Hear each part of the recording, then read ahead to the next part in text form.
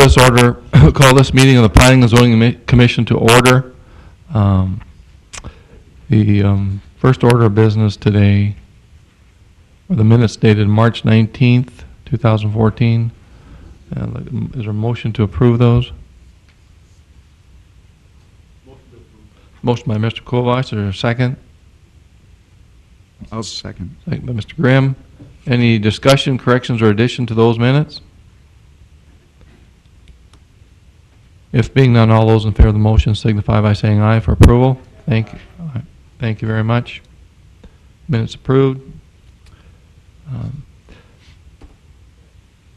For those in the public, if you have an agenda for today, items 2 and 7 that were on the original agenda will not be presented today. With that being said, we'll start with our regular agenda. Our first item is a special use permit to consider a request for a special use permit for a propane storage tank. The site is located at 3205 110K Avenue Southwest. The site is zoned general industrial and is approximately 1.8 acres. At this time, I'd ask the party presenting, please feel free to come forward and present your case.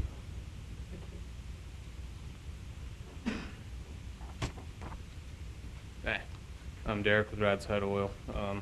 I guess I've never been to one of these before, so but the reason we're looking to get that tank is to cut costs and driving through town to get propane, and also late night calls to West Dakota Oil to come fill us up. I guess it'd just be kind of a convenience deal, so we would have to avoid driving through town to get propane, and we could just have a storage tank out at our yard able to fill up our trucks, because we're running 10 trucks that hold propane. So it'd just kind of be kind of a convenience and cut our costs by quite a bit. So that's the reason we applied for it, and that's basically it. I mean, that'd be the main reasons. And then, do you have anything to add? Not really? Yeah. Any of you guys have any questions? Any questions at this time for Derek? No. Is this going to change your hours of operation, or just a convenience for the hours that you still operate in? It's a convenience we fall under DOT, so we're only allowed 14 hours a day. So it just kind of be, instead of having to fill up elsewhere in Killdeer or driving through Dickinson to get propane, we could just fill up at our yard when we get in at night.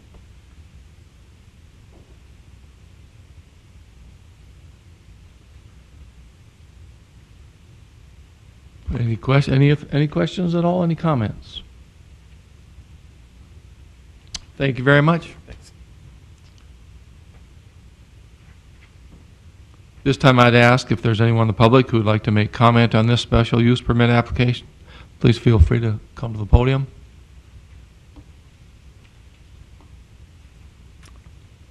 Anyone from the commission wish to make comment? Mr. Josephson, would you like to make a comment or recommendation on this? Certainly. Steve Josephson, city planner. The reason this is in front of you, commissioners, is because the storage of propane in the general industrial zoning district is, well, this is defined in the code as a heavy industry use, which requires a special use permit. So that's why this is here before you today. We've been working with the applicants. They've seen the conditions that are on here. One thing I wanted to enter into the record was we received some comments from Chief Sivak. Although this is not in his jurisdiction, he did have some comments about the requirements in the NFPA code, which the applicant says they're going to build this in conformance with, and I just wanted to enter these in.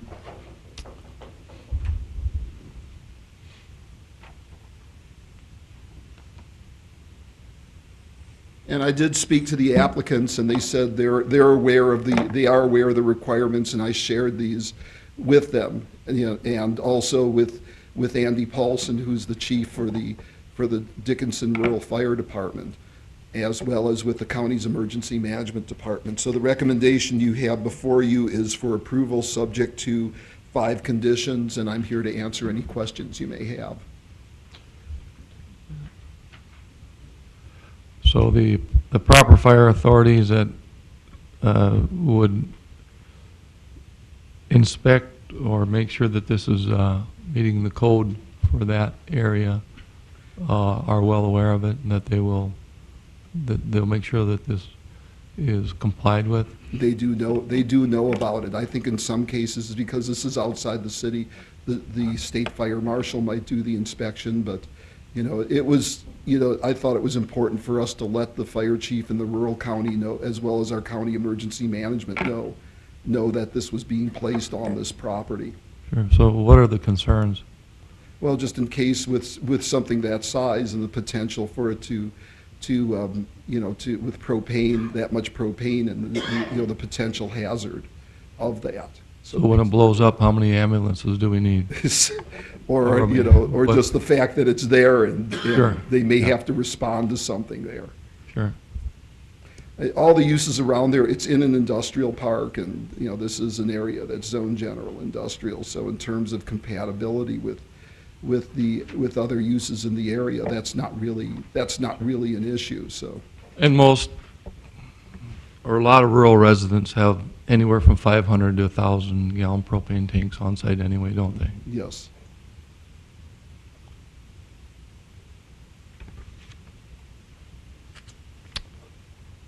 So you recommend this, Mr. Joseph? Yes, I do, subject to the 5 conditions. All right.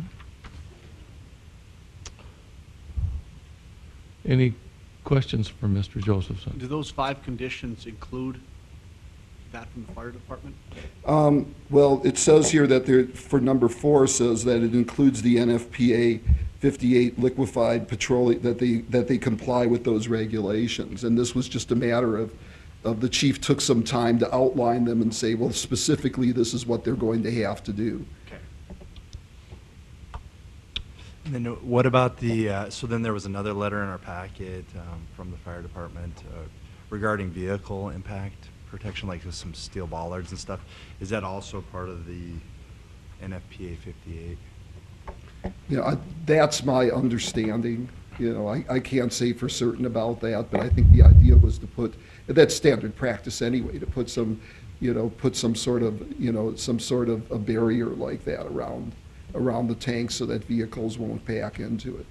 Funny, when you start handling this stuff, you start looking at these things, and, you know, and that's what I've seen as being standard. Any other questions or comments? Mr. Chairman, do we know, Steve, that we have a link?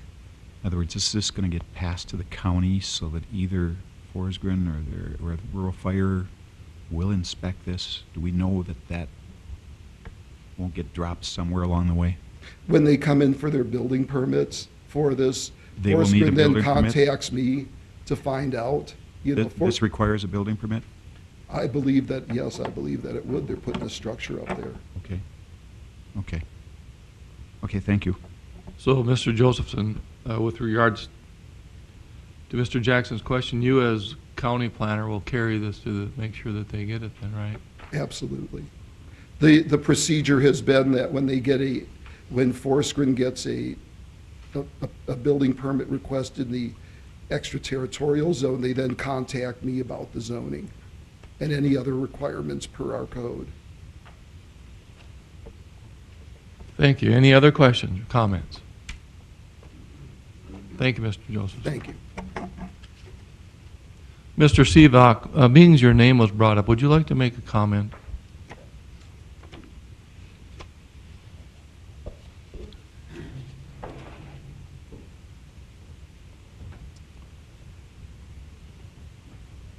Morning, Mr. Chairman and Commissioners. No, I wouldn't. But as long as I'm here, Planner Josephson answered all of the questions or all of the concerns that I brought forward, I think, fairly well. A propane tank of that size has some additional requirements that I just wanted to make sure would be covered by the installer. We've worked with the installer in city limits, and he's reputable and ethical, and we know it's going to be done right. I thought it would be good to have some of those things in the official document, however, anyway. Anything over a 4,000 gallon size propane tank requires that a fire protection analysis be done, and that be done in writing, and that provided to the Stark County Emergency Manager, and that provided to the rural fire department. I think that's extremely important in this case. That's one of the items that I wanted to make sure was accomplished. Thank you But very much. Otherwise, everything's fine. Okay? Thanks, thank you Thank you. for your time. Any other comments? This time we'll close the public portion of this hearing, and I'd ask for a motion. Yeah, Mr. Chairman, I move that the City Dickinson Planning and Zoning Commission recommend approval for this special use permit and subject to the 5 conditions. Is there a second to that motion? I'll second. Second. Any discussion? Being none, all those in favor of the motion signify by saying aye. Aye. Opposed? Motion carried. Recommend approval. Thank you very much.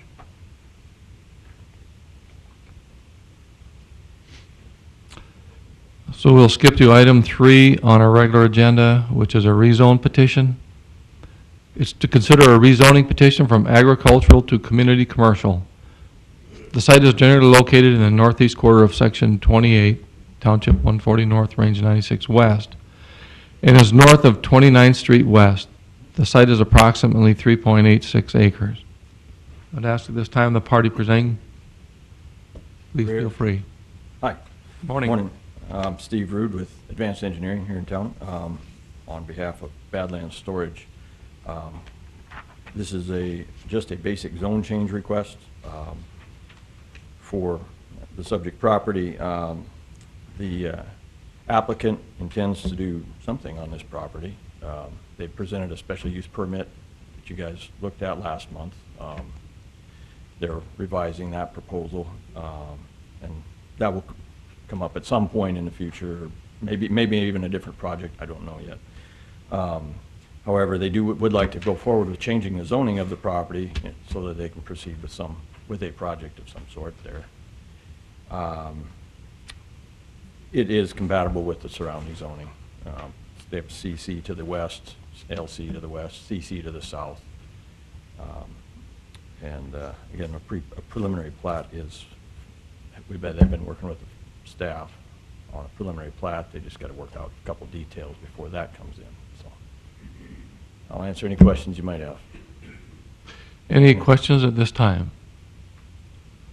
Yeah, Steve, so they're proposing a different use now? Or a revised use? Or They may be revising the proposal for the special use permit, which that will be a subject of a separate hearing again, if so.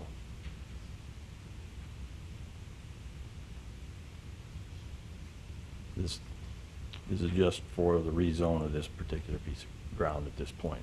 And I believe staff concurs with the proposed zone change. Any other comments or questions?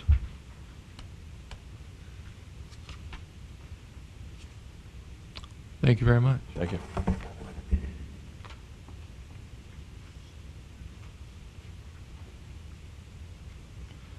This time, before we take public comment, I'm going to ask our Community Development Director what his recommendation would be from the city.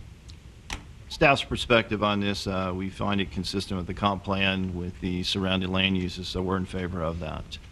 With respect to their denied or recommendation of a denial for their mini storage, they are working with staff to revise that, and if all goes well, they will come back and resubmit a more detailed, upgraded design for their mini storage for the May meeting for you to reconsider. And based upon that, you can make the call. But this is for the rezoning of the property, so don't base your decision strictly on the mini storage, because as you know, any rezone would allow any of the land uses that are permitted within that zone. So we're comfortable with it and would recommend approval. Thank you, Mr. Corton. At this time, I'd ask if there's anyone in the public who would like to make comment on this rezone petition. Please feel free to come to the podium and give us your opinion.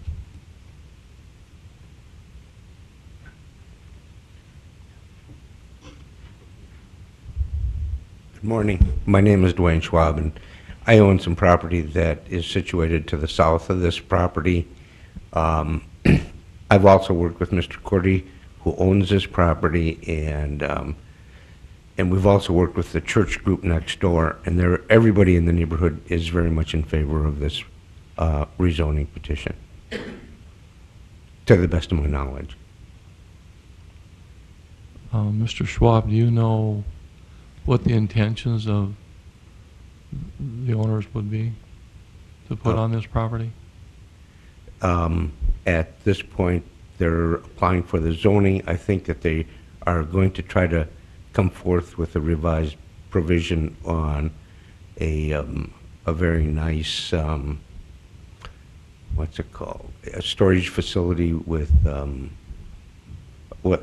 heated storage facility. Similar to like. I don't want to put you on the spot, but No, that's fine. I haven't asked the question.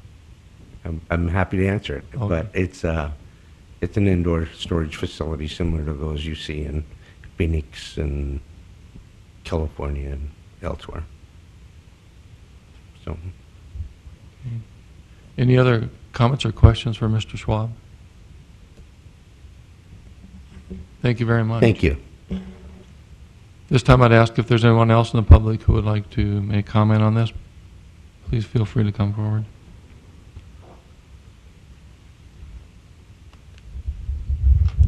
Anyone from the commission wish to make comment?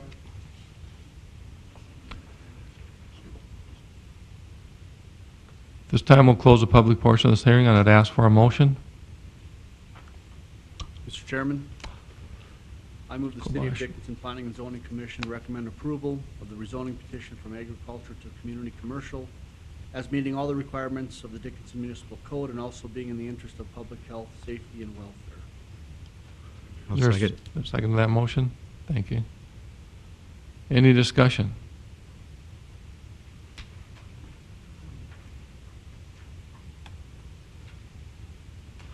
Mr. Croton, I have one point of discussion. In your mind, what would be the worst possible business you could put on a CC at that site? Pharmacy. Thank you. So, this gets a 5-star. You're a pharmacist, aren't you? Yeah.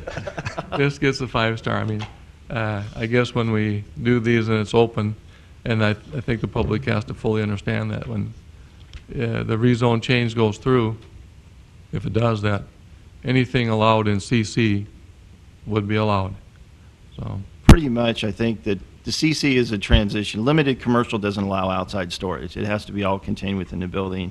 General commercial is dealing with your heavier outside storage and heavier uses like auto body repair and the rest.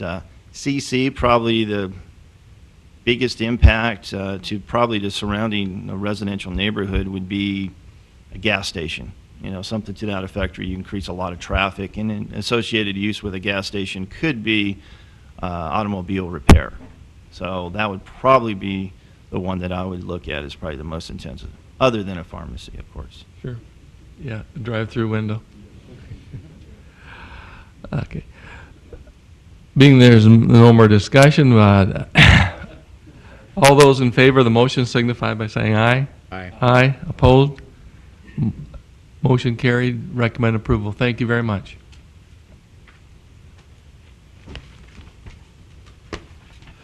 Item 4 on our agenda is a preliminary plat. It's to consider a preliminary plat for the Karski subdivision. The site is generally located in the northwest quarter of Section 36, Township 140 North, Range 96 West. The site is approximately 5 acres.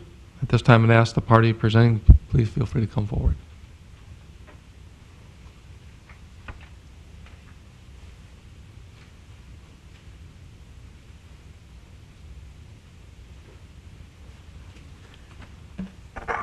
Chairman, Commissioners, Curtis Freeman with Catamus, Lee and Jackson.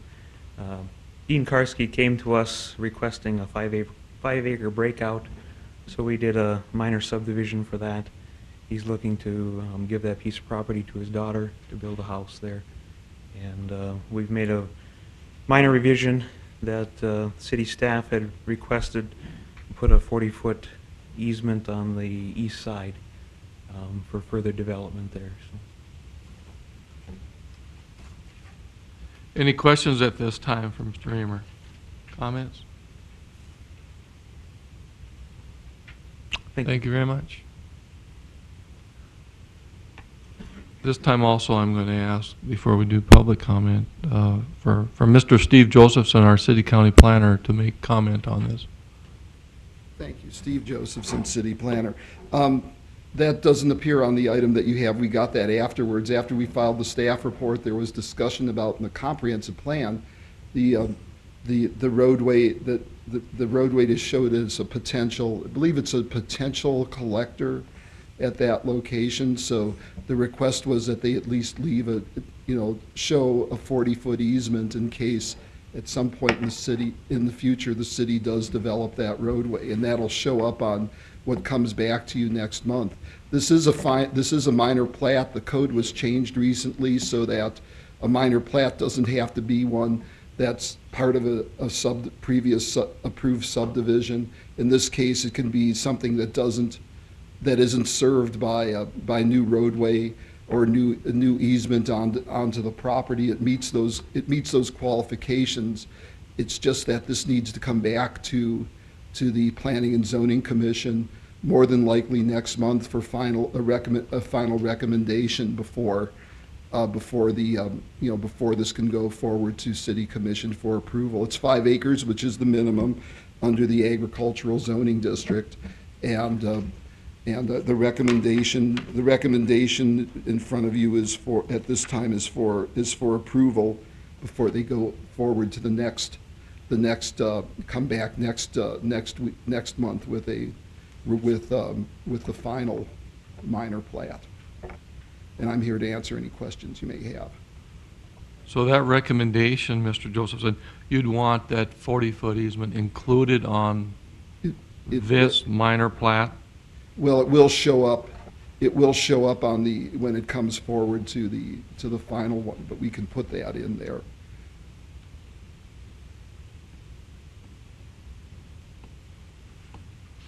So is that referring to item C on page 2, where it says a major issue is a 20-foot driveway? Are we talking about the same thing there, or Well, currently, that's how they're accessing it, to their property, is through a 20-foot easement that they would grant to them. But in the future, if the county ever decides to improve that roadway, if that road is ever built, if it's ever annexed into the city and that roadway is built, a minimum of 40 feet is needed on that side in order to construct that road, in order to meet the city standards. Okay. Mr. Chairman, if I would, Go ahead. Sure. the easement that we would like to see would be called out as a public easement. By calling it an easement, they still maintain their 5-acre minimum to do the rural residential. And in the future, though, we would have that reserved for a roadway if, in fact, the city continued to grow out there. There would be no access to that public easement right now, as there's a private easement on the north and no easement to the south of here. But it's just a dedication reserving it for the future. Thank you, Mr. Cooley. Thank you. Any questions or comments for Mr. Josephson at this time? Thank you very much. Thank you.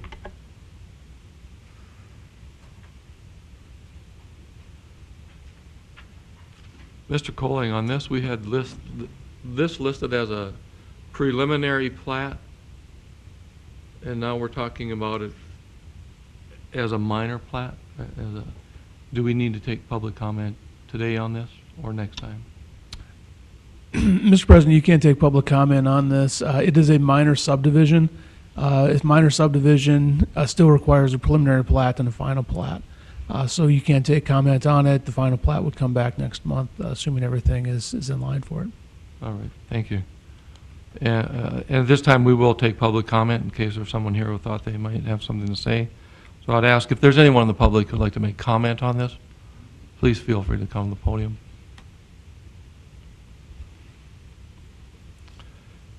Any other comments from the commission? Chairman, I have one. Mr. Jackson.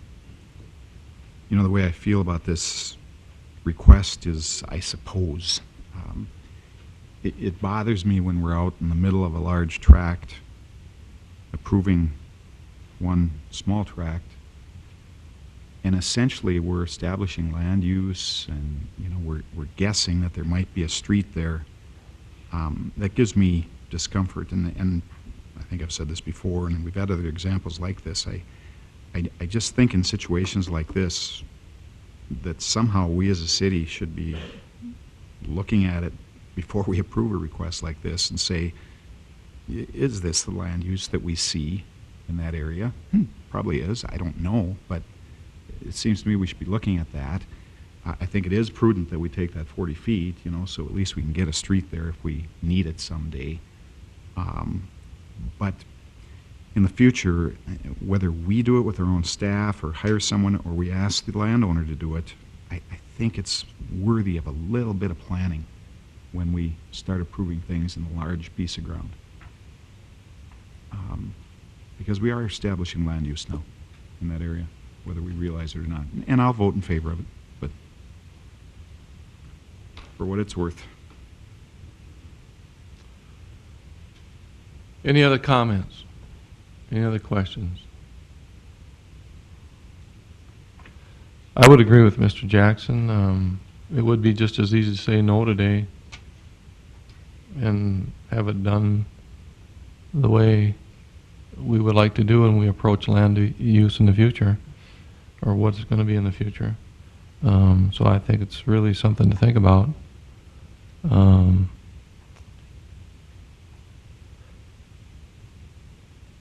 Those are my thoughts on it.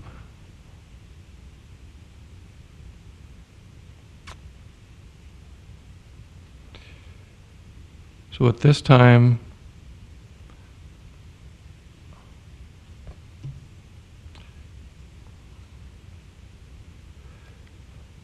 I would ask for a motion on this preliminary plat, which is the approval of a final plat, of a minor plat. And I almost would like to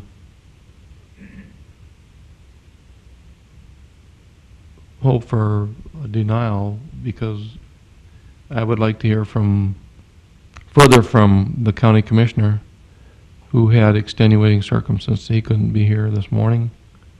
And he had some thoughts on this that I think should be heard. So I would ask for a motion.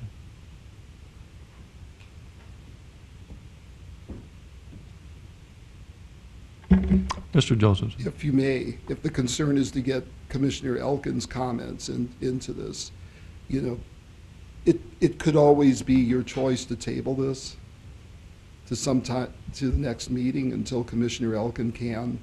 You know, if the concern is to get, because he represents the county and it is in the ETZ, you know, you could always consider tabling to the next meeting. You know, of course, hoping that he will be here and will be able to contribute to the discussion. In the meantime, you know, I'm sure I'll be talking to Commissioner Elkin in the near future, and I can ask him what his thoughts are. The only thing I would say at this point is, this is out in the ETZ.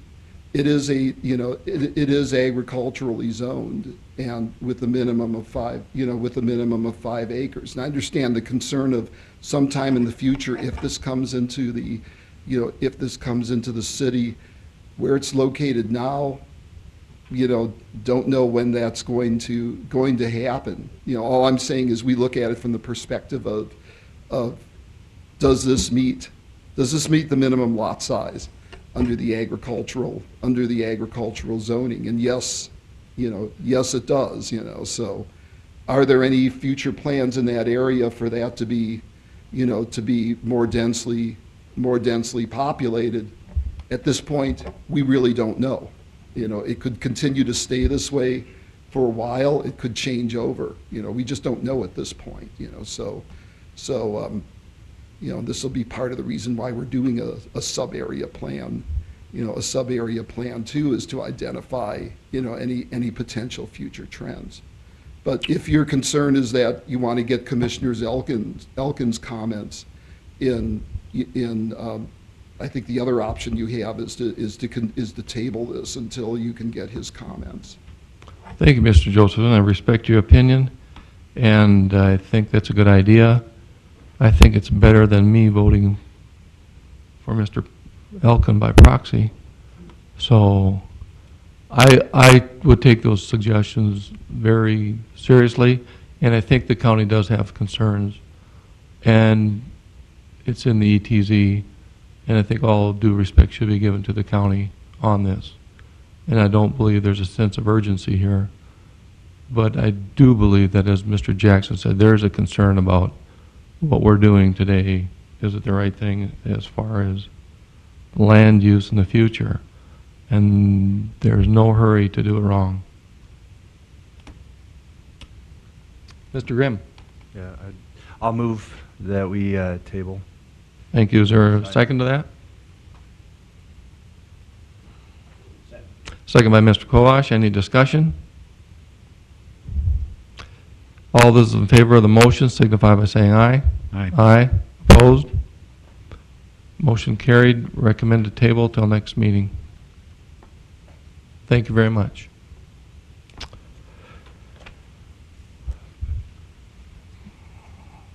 Item 5 on our regular agenda is a rezone petition. It's to consider a rezone petition from R1 to R2 for the Washington 5th subdivision. The site is generally located in the northwest quarter of Section 2, Township 139 North, Range 96 West, south of 10th Street East and north of Franklin Street. This time I'd ask the party presenting, please feel free to come forward.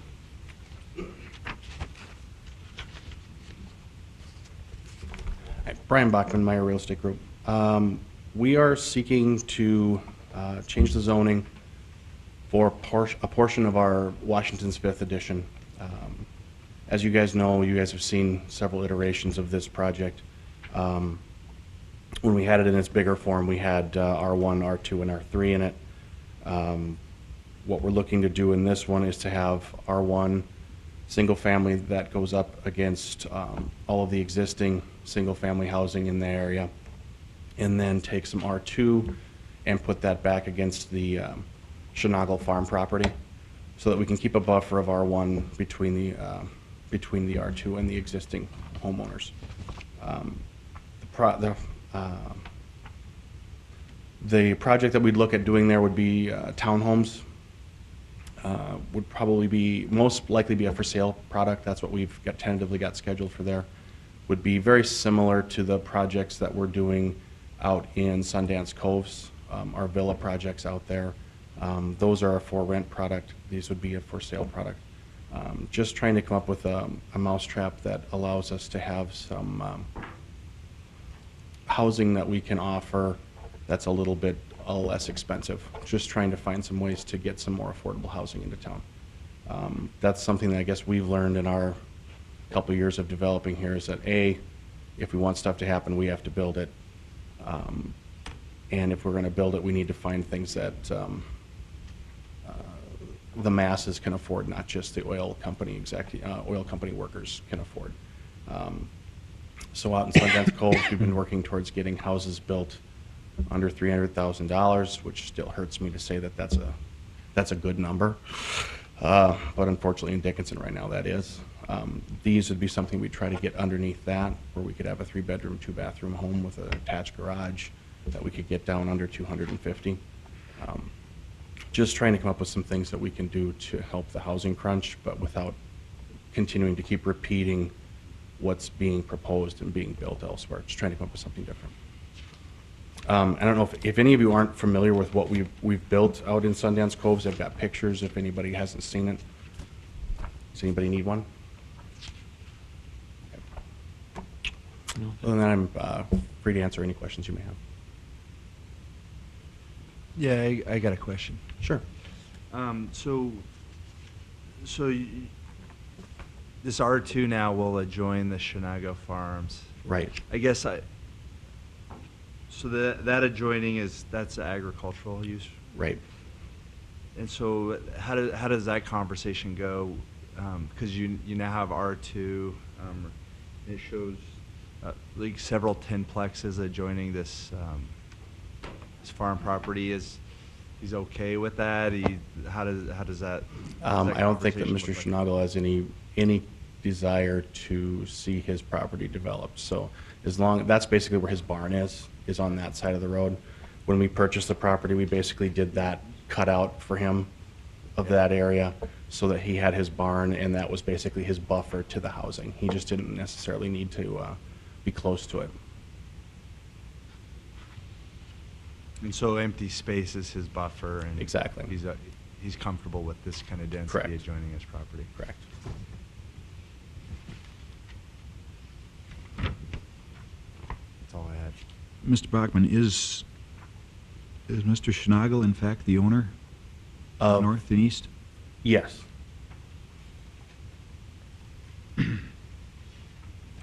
If you remember, Mr. Jackson, but way back when we were doing this one, this was that 23-acre exception that we had, and that shows where Mr. Schnagle's barn is. So basically what it is now is it just cuts right Okay, here. yeah, thank you.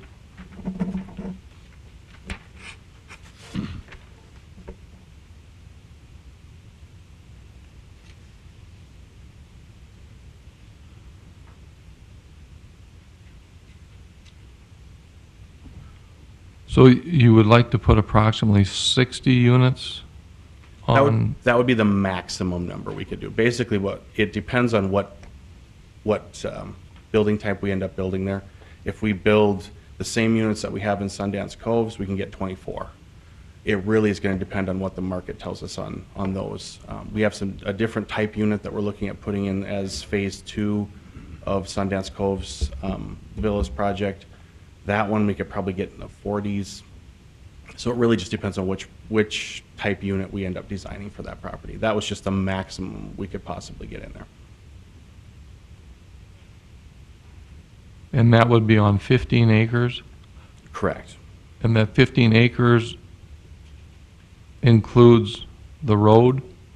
Yeah, the total acreage of the project is about 15 acres. And is that 15 acres part of 11th right-of-way or not? I can't answer that question. I apologize. Yeah, how much acreage was the Park District going to get from this? The Park District is taking cash in lieu. Cash in lieu? Yep. We were gonna do a park when we were doing the bigger phase of this, and that was gonna be over on 18th. But now, since we're doing a smaller phase of it for right now, we're just doing cash in lieu.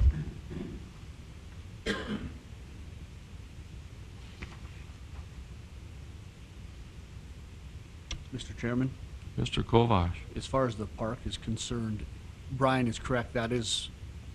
We are taking cash in lieu now. The idea, if this were to pass, is to take the money that we would get from this to enhance the park that's at, I think it's Hillside Baptist Church. Right. We would enhance that park and make it larger. That park is basically just north, just north of the northeastern border of Washington's Fifth.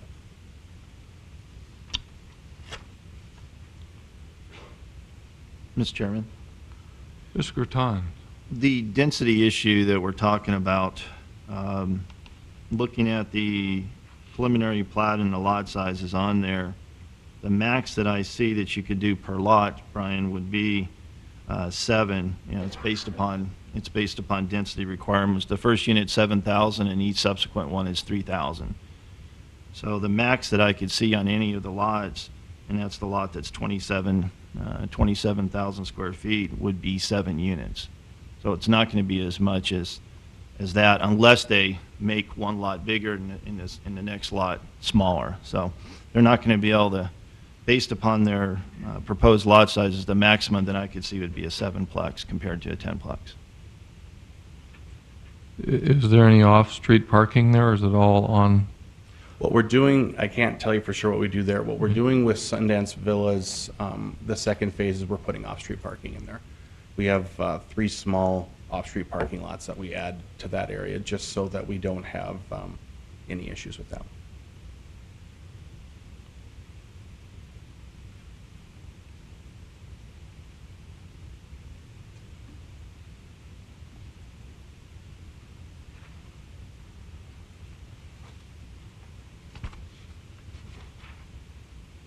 Mr. Chairman, I had Yes, Mr. Grimm. one quick question.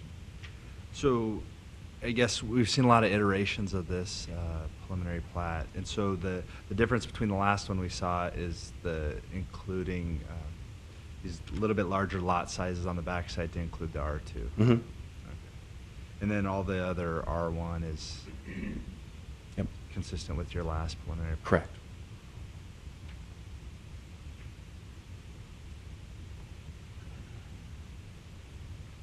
Yeah, when we went through this with Mr. Corton, he just made it abundantly clear that there was no way we could have any R2 that butted up to existing property, because it wasn't fair for us to try to change a land use in your backyard.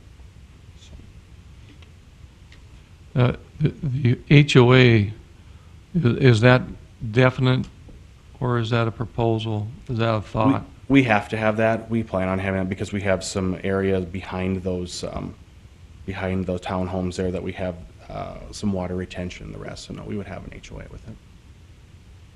And the idea that an HOA could maintain a water management facility?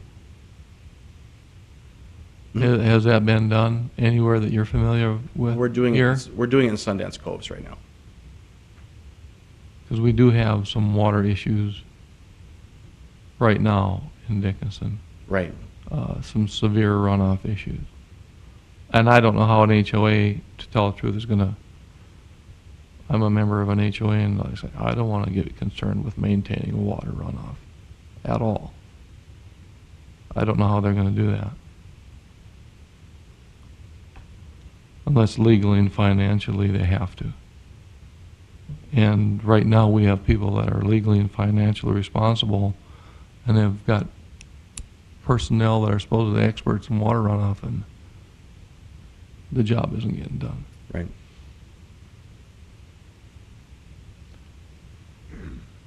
Yeah, it's something that we're going to end up having to do in pretty much every development we're doing. So it's something that we've allocated staff for. So what are the projected fees of the HOA owners going to be per month? In Sundance Coves, I think we are at $65 a year. That covers basically insurance. We, as the developer, carry the cost of the person managing the SWIPs and everything else for now. But that, when developments are fully built out, that may be something we have to change a bit. But for right now, that's what we're doing. Mm-hmm. Sundance Coves has quite a few more housing units than this one Yep. does too. So I can't tell you exactly what this one would be.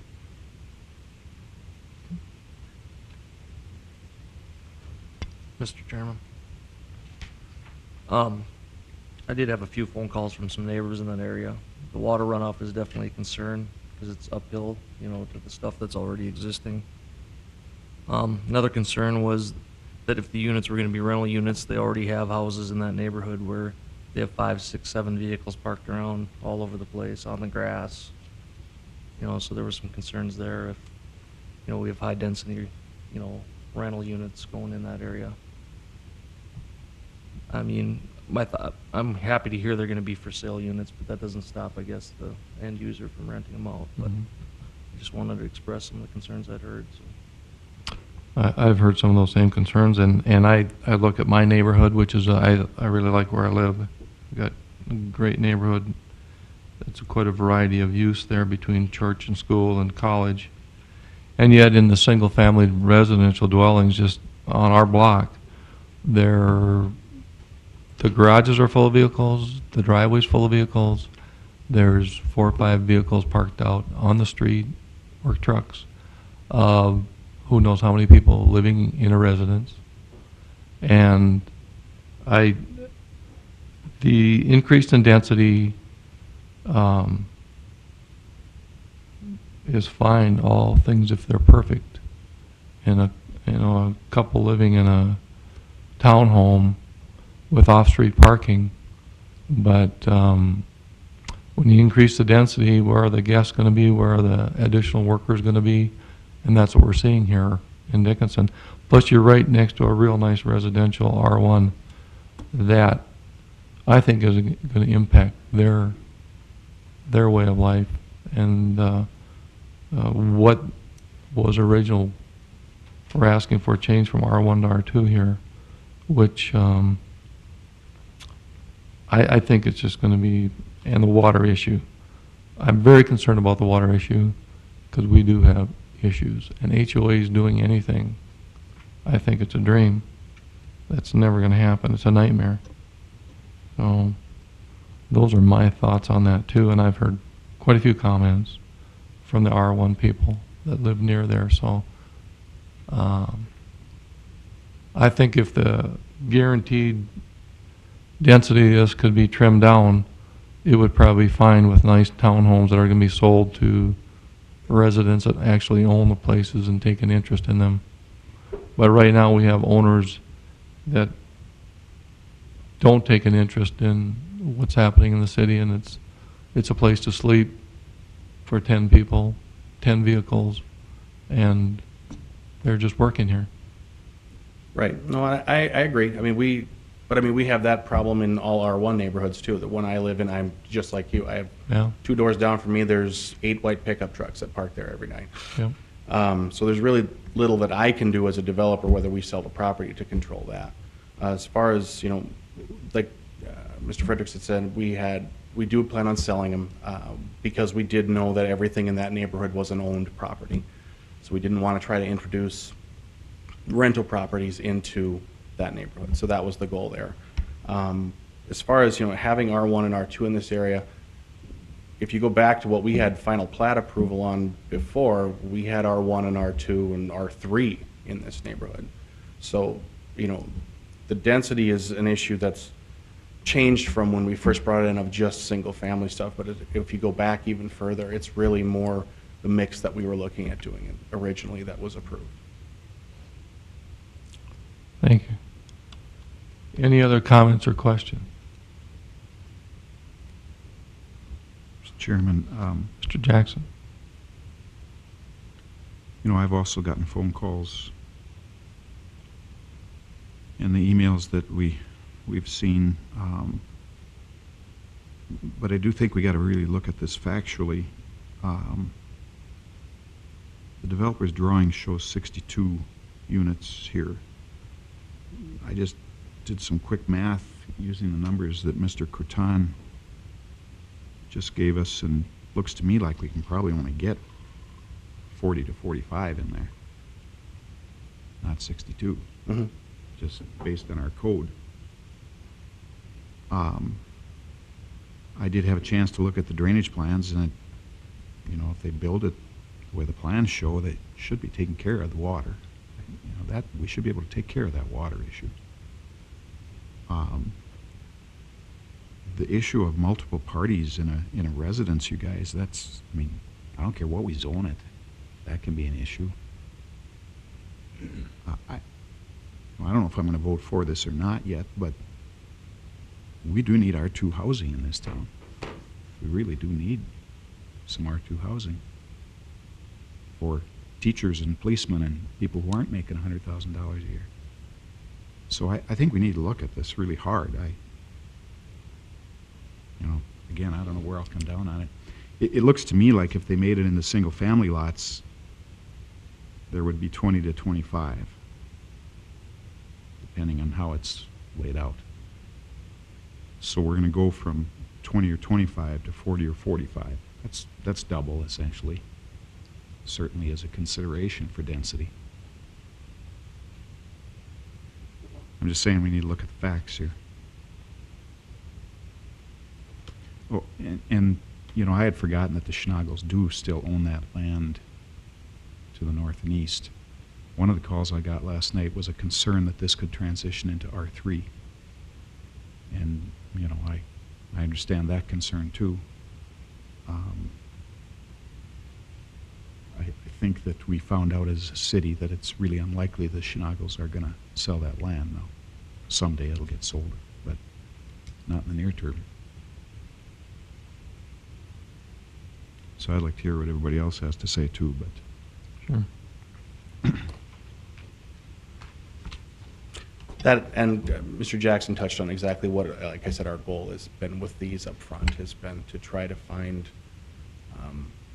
some uses that we can sell to consumers that have a lower threshold of being able to come in and get approved. We've struggled with that, with the housing that we've built and the housing that we've seen built in neighborhoods that we're doing, that the qualifications for people that aren't making the really high-end money here are struggling because our rents are still equally as high. So, you know, expecting some of these people that are on a much smaller income to come in and pay $3,000 a month for rent, or you know, $2,500 a month for a mortgage for a house that can fit a family, just gets difficult. So that's what the goal was here. Hey, Brian, any other comments? I guess I agree with Mr. Jackson on this. R2 is definitely something that is needed in Dickinson. We need to be able to increase our density to keep these land costs down. So I see that there is a good need for it. I think that our current ordinance would limit the number of units that are going to go in there. If this was an R3 question, I would vote no instantly. But I mean, I believe R1 and R2 is something that we definitely need to get online as soon as possible. So. Thank you, Mr. Frederick. Any other comments or questions for Brian? Thank you very much.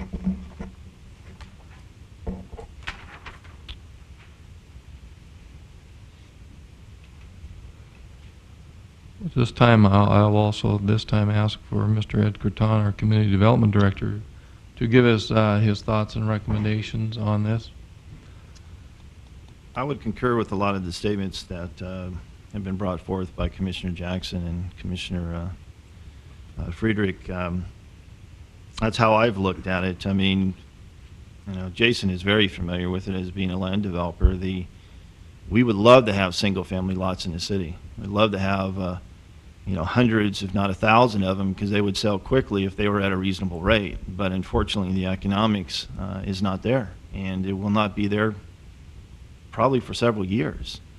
And in the interim basis, how do we deal with the population that is ever increasing?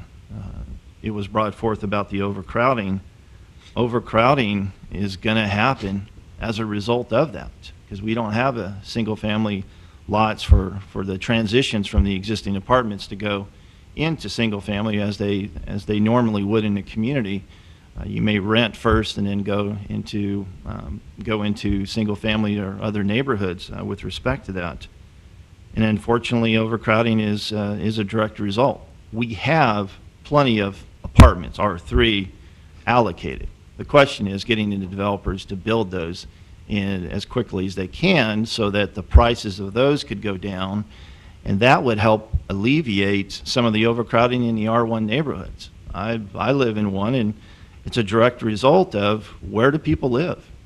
If you can't afford to, or if all the apartments are full, then what you're going to do is double up and triple up in the single-family neighborhoods.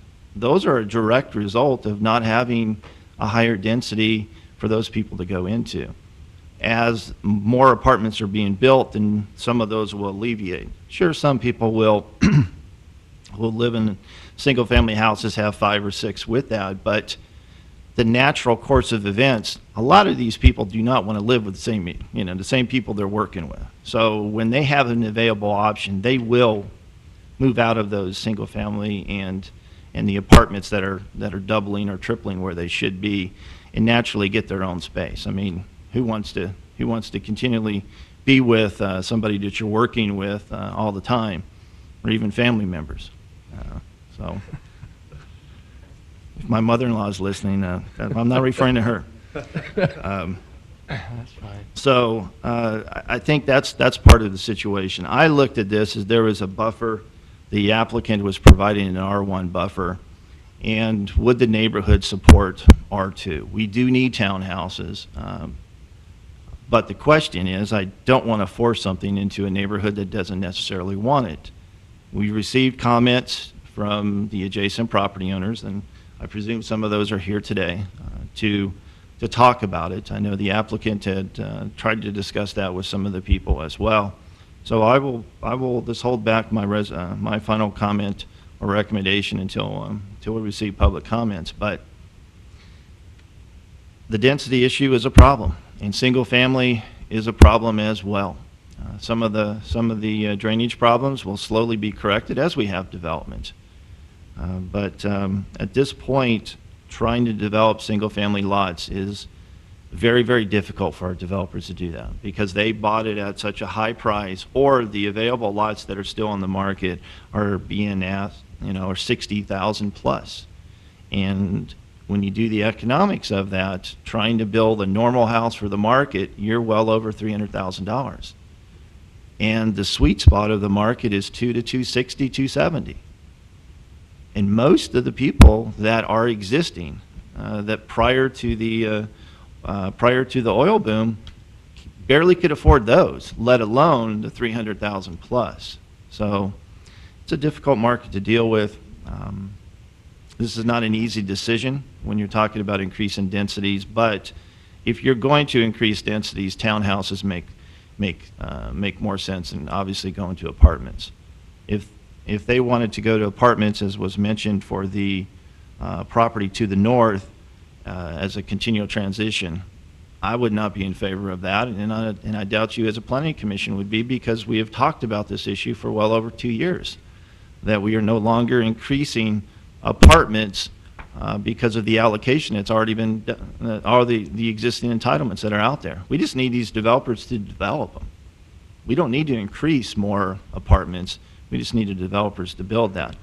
But that's apartments. That's not townhouses. Townhouses, whenever they get their entitlement, they build those because there's still a market for that, and they can make the economics work. And that's probably the one part of our market that seems to be doing pretty well in today's economy. And we do need somehow affordable housing, or a housing that's reasonable for professional, for other people that can't afford $300,000 houses, and that's a very finite market. So.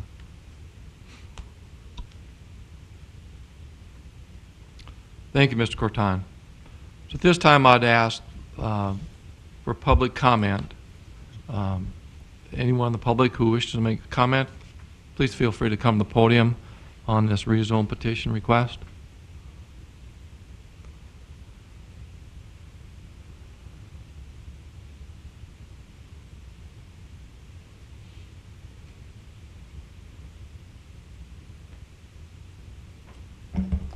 Mr. Chairman, Commissioners, we are Tom and Joanne Sarr. We live at 1177 10th Street East, just north of this.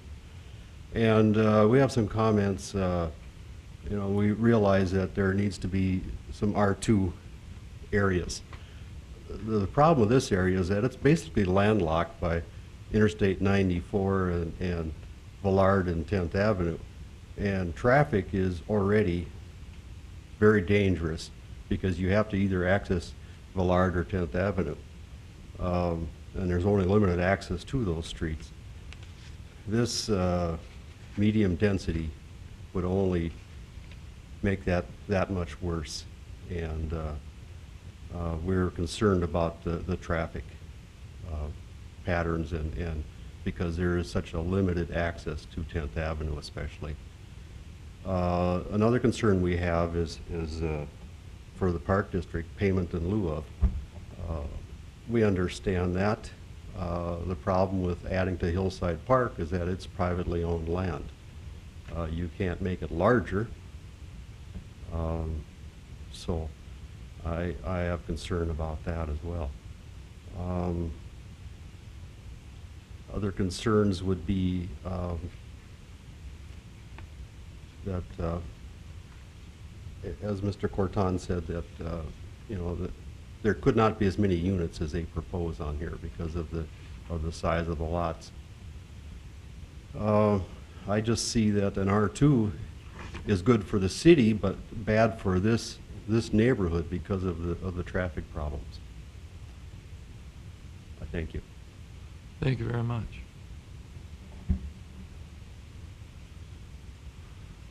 This time I'd ask if there's anyone else who would like to make comment, please feel free to come forward.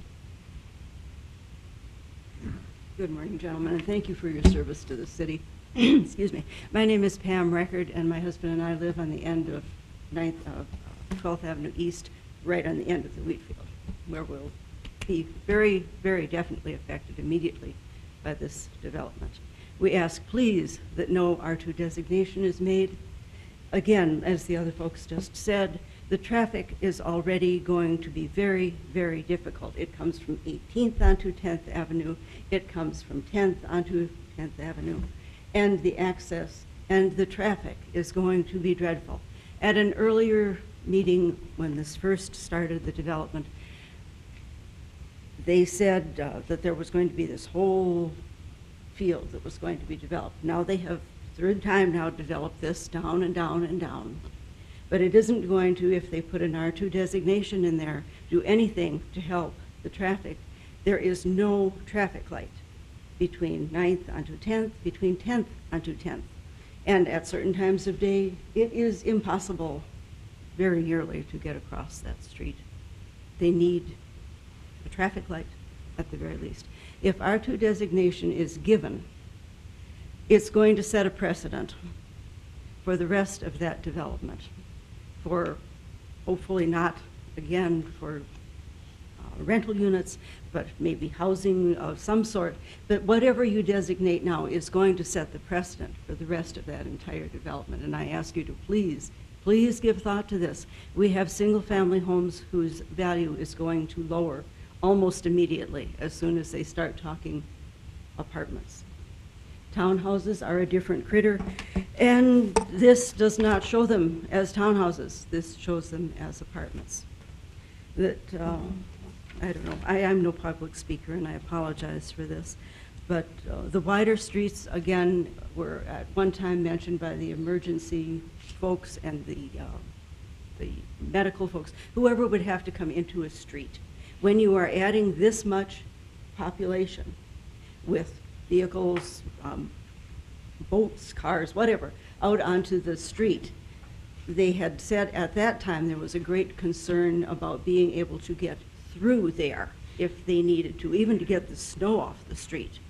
And you know, nobody has, you have two cars regardless of any, and then all of the rest of this is going to be out on the street. And there will be a house on this side, if I understand, and an apartment or a townhouse, whatever ends up being built there on the other side, which is going to narrow that street's access down. So please, please give some thought to what the width of these streets are going to need to be to make this safe for us. But I'm sure there are other concerns, and I believe there was a petition going around, which unfortunately we missed it being able to sign, and I don't know if it was presented or not, to please, please do not change from R1 to R2 designation. Thank you. Thank you very much, Ms. Reichert. If there's anyone else who'd like to make comment on this, feel free to come to the podium.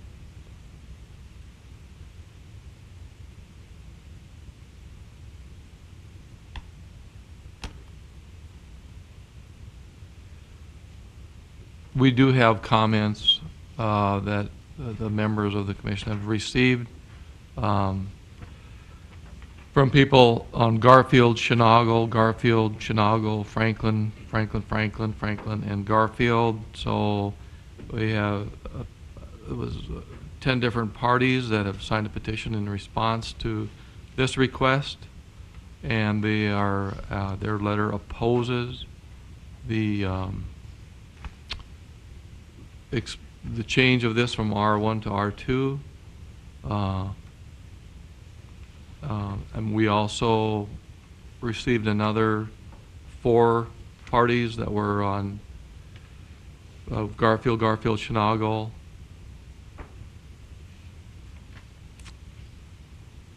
that it will be entered into the public record of this hearing, that oppose the R1 to R2 change. So that is a public record also. And I'd ask again, if this time, if anyone in the public would like to make comment, please feel free to come to the podium. Is there anyone else on the commission wish to make comment at this time? Maybe just a couple of questions, Mr. Chairman. Sure, Mr. Jackson. Do we have any intentions of allowing narrower streets here than our standard 40 feet? The only one would be the cul-de-sac at 14th Avenue that they're Sure, proposing. sure. Other than that, the street widths are the same as everywhere else in the city. Okay.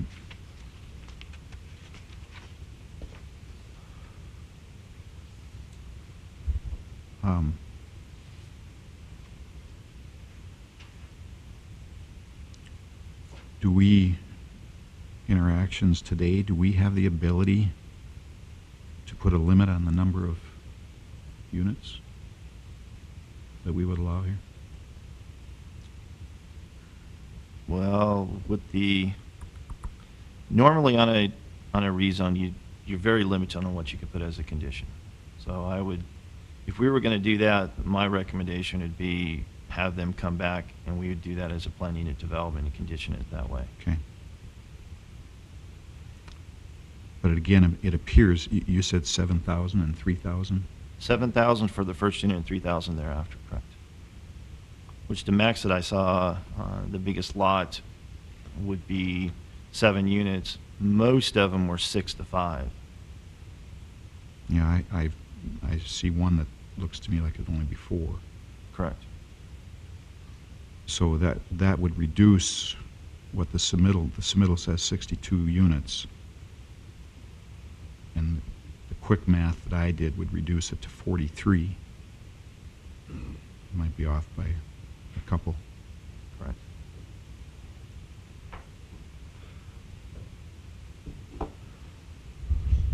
The other thing, it appears to me that looking at the layout that all but 3 of the R1 lots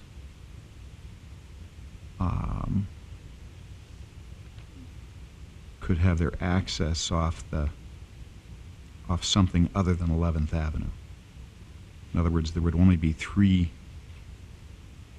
R1 lots that would be accessing across from these townhouses. That's correct.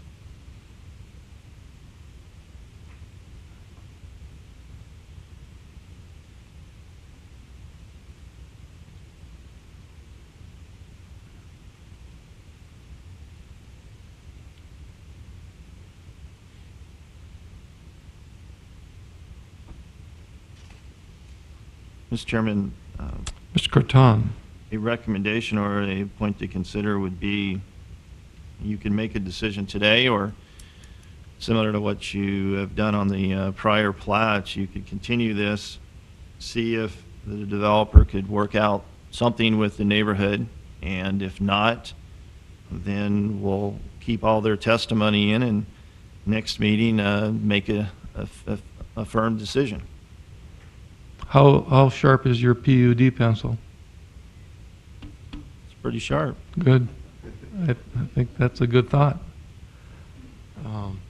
Could allow the developer to work with the neighbors and see if they could come up with a remedy that could work for all, and present that to the commission at a date that works. I mean, next month.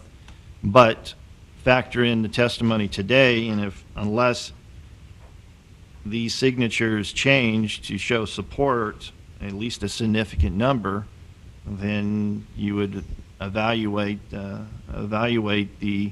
project based upon the overwhelming or a significant number of people that are opposed to the project. I think that's an excellent thought. And also thinking on the other side of the fence is, I think the density maybe could be higher than R1, but not a full R2. And what is the quality of the R2 that would be there? What, if I was going to buy a townhome or a row house, whatever you want to call it in whatever city you're in, there are certain amenities you want. And if you go out your back door and you have a little patio there or whatever it is, Are you going to see your garage? Or are you going to see Mr. Shenango's cows? Or what are you going to see? Or what's it going to be like for you living in that R2 yourself? What is the quality of this project going to be for the people that would live there themselves? Other than they got out of it an expensive rental or sleeping with 8 other guys that are, you know, all greasy. I mean, what's the real quality issue here that they're going to for their lives that would make them stay there and want to live there for a long time? Can they walk down to that pub that's proposed on Baker, the corner of Baker and what? Or, you know, what's their quality of life going to be there for those people, I You think. talking about a speakeasy I don't know yeah, about? or right what? there. Yeah. I think we have to take that into consideration, too. Sure.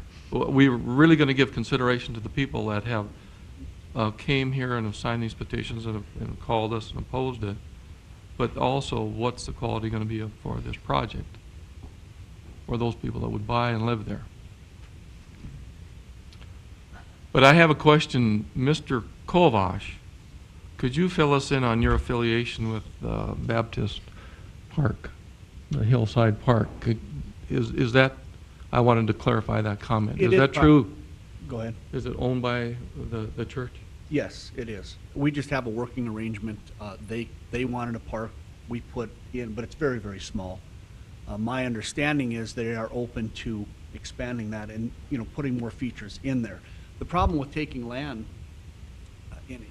now that they scaled it back so much is we'd get a very small piece of property. So it's not real conducive to a decent park. So we figured we would take the money and try to enhance the Hillside Baptist Park and make that larger. But yes, we would have to work with Hillside Baptist to get that done. But my understanding is they were open to that idea. Mr. Colling, is that a legal issue? Not really. Not really. Have we partnered with any other religious organizations? Well, Mr. Chairman, I think it's probably an issue, but it doesn't pertain to the zoning of the property. I think, you know, when you're looking at the rezoning of the property, you're looking at what the highest and best use of the land is and what the appropriate zoning characteristics of that are. I think that's the first issue that has to be figured out, and the issues with respect to parks and how we partner with other private organizations in developing those parks is, I think, something that's left up to the park district, and they'll do that to in a quality job like they have done in the past. I don't think that consideration probably ought to enter into your decision on whether or not to rezone this property has been petitioned. Okay, thank you. As far as traffic, Mr. Kubas, has there any proposals for traffic control coming out of these areas? Mr. Chairman, there will be, probably at the next city commission meeting, talking about traffic counts. We did some traffic counts in 2012, specifically that would relate to this subdivision on 9th Street and 10th Avenue East. With the completion of the Washington 4th edition, Painted Canyon edition, a lot of that traffic is coming down 9th now. This would contribute to that in some degree on 10th and on 9th Street. So yes, we are looking at those, and traffic signals will be studied and installed if they're warranted on 10th Avenue East, more than likely. I don't know that anything particular adjacent to the subdivision, but I think the real issue is when the traffic comes out onto 10th Avenue East, and we are looking at that. Just have a comment. I live on 6th Street East over there, and 9th is a busy road. I mean, it goes over to 18th, you know, and south of me is that, you know, a big townhouse project and an R3 project. So, I mean, 9th is extremely busy, and 8 o'clock in the morning and at 5 o'clock at night turning south onto 10th Avenue East is nearly impossible. So, already. I mean, so there is some traffic issues over there. And there's only 4 access points on 10th, you know, south of the interstate there. So it's, you know, you're kind of handcuffed. You know, you can't go north and south, if you get to 18th, you can sneak out back on the business loop, but that's about, you know, your only options there to get away from the traffic. So I mean, I know where these people are coming from. I mean, it is a busy area.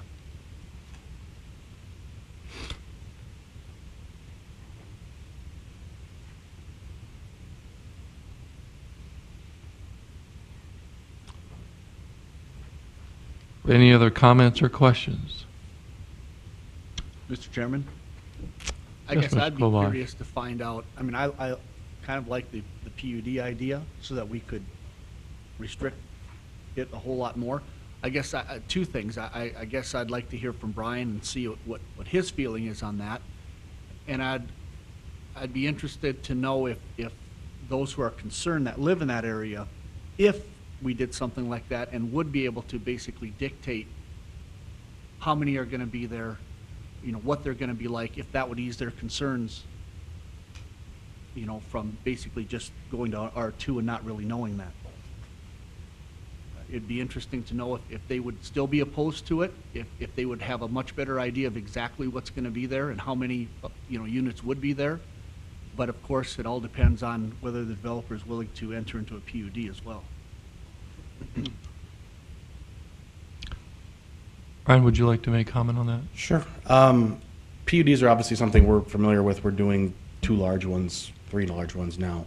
I don't know, and Ed could probably answer this better than me, but I don't know that it serves its purpose very much. Because, I mean, literally, if you look at the zoning of what we have, if we switch it to R2, as Gene and Mr. Cortana have said, that really limits to, you know what my max is. Here's what the number is. If we do twin homes, I mean, R2 gives us the ability to do either twin homes or townhomes. If we do twin homes, we could get this many by zoning. If we do townhomes, we can get this many by zoning. So I don't know that a PUD does a lot for us there, other than if you were going to restrict it to even a smaller amount than what my maximum would be. If that was the case, then I'm not sure we'd do the project, to be really honest with you. What Mr. Fredericks had said and what Mr. Cortana had said about just the economics of trying to make these developments work are catastrophic. I mean, it's gotten to the point where the numbers sometimes feel like you're, you know, just putting money in the laundry machine, let it go through, and you get it out, it's a little faded, and hopefully you get it all back.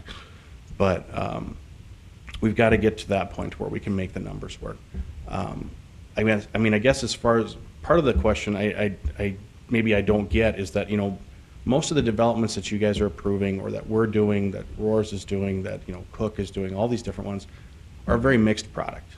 We do that so that we can make the economics work. We do that so that you can have a different type of use and a different type of client in each neighborhood.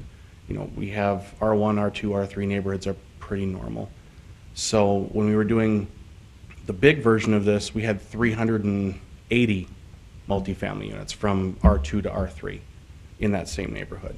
So I don't see that we're doing anything that's a lot different than what we were doing and what we were approved to do before. And to be perfectly honest, the reason we didn't go with the bigger version of this is the economics just simply didn't work. So we had to pull it back and try to make it into something that we could make work. To answer your question about livability, obviously with us selling them, that's a big piece for us. We try to do everything that we can to make things nice. I mean, I think if you, like I said, if you drive by what we're doing in Sundance Coves with our townhome products there, we do everything we can to make those as long-term, people-friendly as we can. As far as having Chenagel in his backyard, I have 50 lots of people with Chenagel in their backyard because of Sundance Coves backs up to all that green space too. To be perfectly honest with you, what we've heard from buyers is they actually see that as a plus, because they see that they're not going to have something behind them for quite some time, because they all know that that's not coming in anytime soon. That was my impression, was, you know, that's what you want to see. Yeah. You don't want to be looking at your garage. Right. Right. Exactly. And then the neighbors across the street don't want to be looking at the garages out front though either. So, True. But yeah. But you're going to be doing that pretty much no matter what. I mean, it's just how many garages are you going to get? So I mean, this one, as Mr. Jackson said, we'll have a few, but I mean, a lot of those are going to continue to go off of the. We have so many entry streets into this area that we're able to put a lot of those homes onto the same side entries that we were before.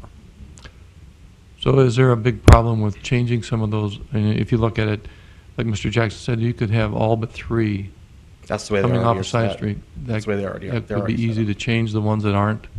No, because those ones pretty much you can't access them any other way. Okay. But most of those homes, yeah, do enter off of these side streets. So Mhm. these ones really, the 11th Street will really be mostly for the R2. And how many R2 accesses do you think would be there?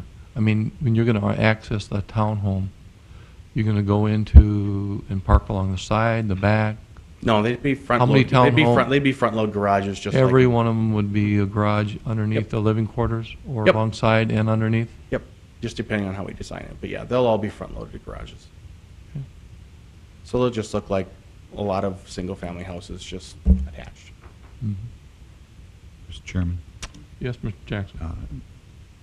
You know, Mr. Bogman, I think there is a difference here. You're right. We are approving a lot of subdivisions that are mixed, and appropriately so.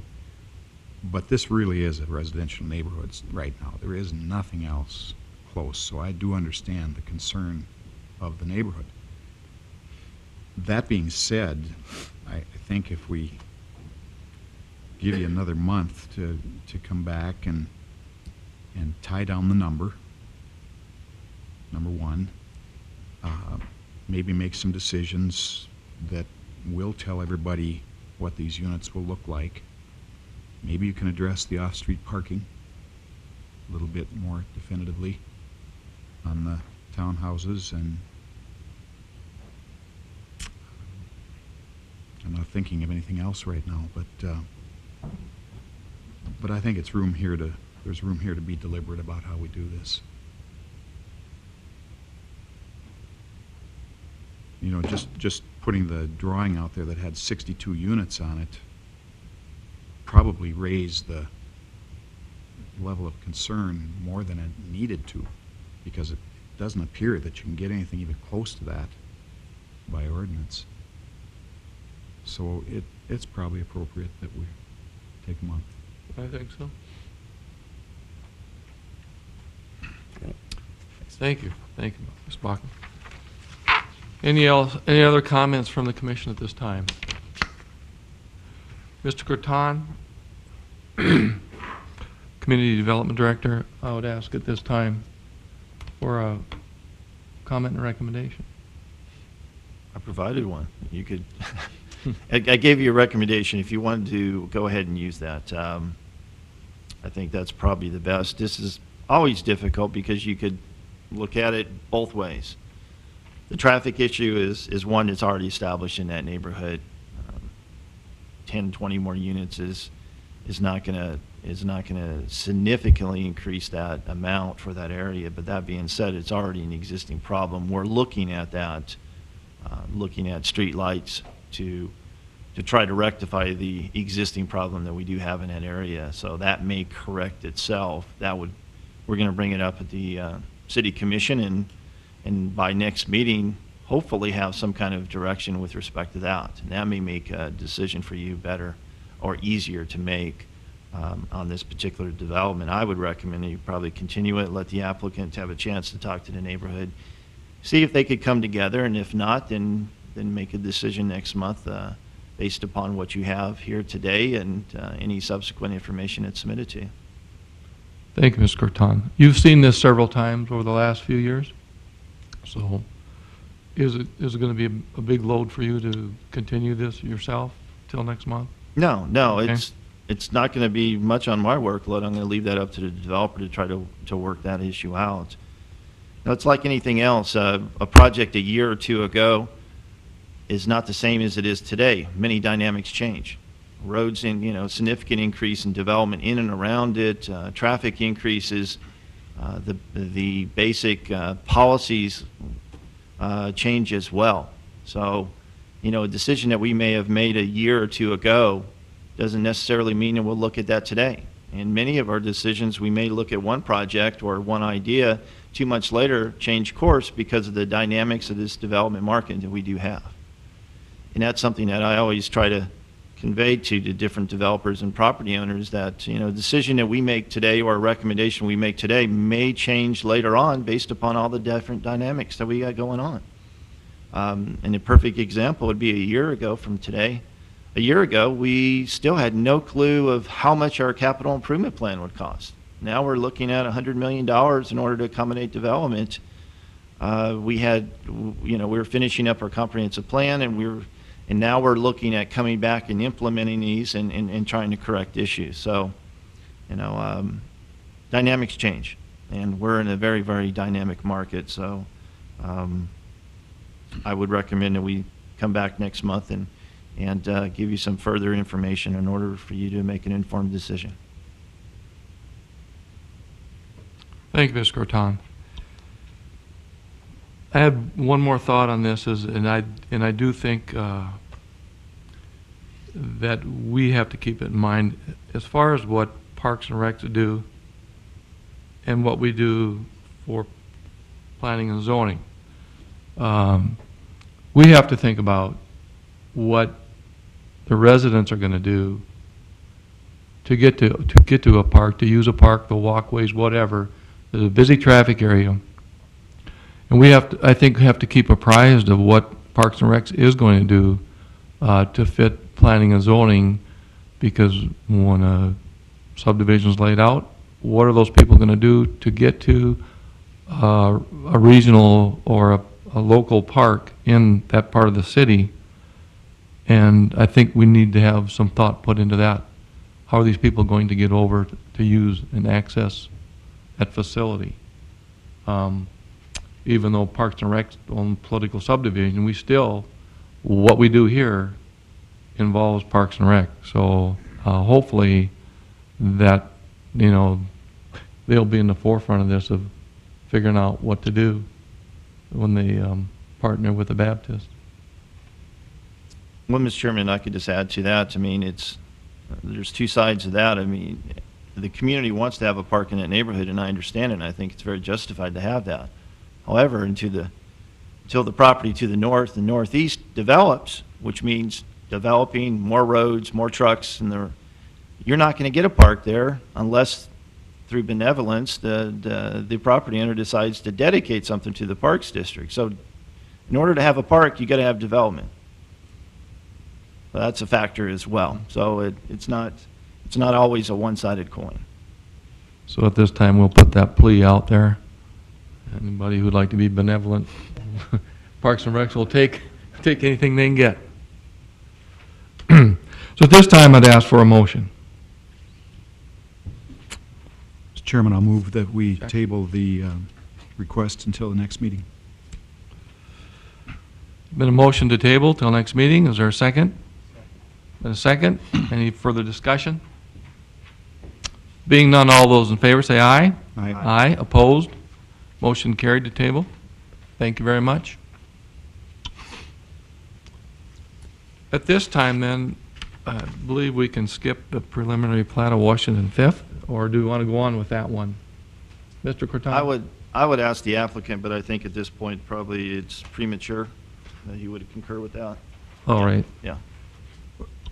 Mr. Jackson, anything you'd like to say on that? Well, just a question. Don't we have a 2-month lag between preliminary and final? We do. My only question would be this: if the ultimate decision is not to allow the R2, we would have based the decision that these bigger lots would be for residential single family. Undoubtedly, inevitably, I mean, the applicant would come back and split them up further, but that was not reviewed, so he would have to come back again anyway. So I would recommend that they're concurrent with a decision of the rezoning, because he's not going to keep 28 or 27,000 square foot lots for one single family home.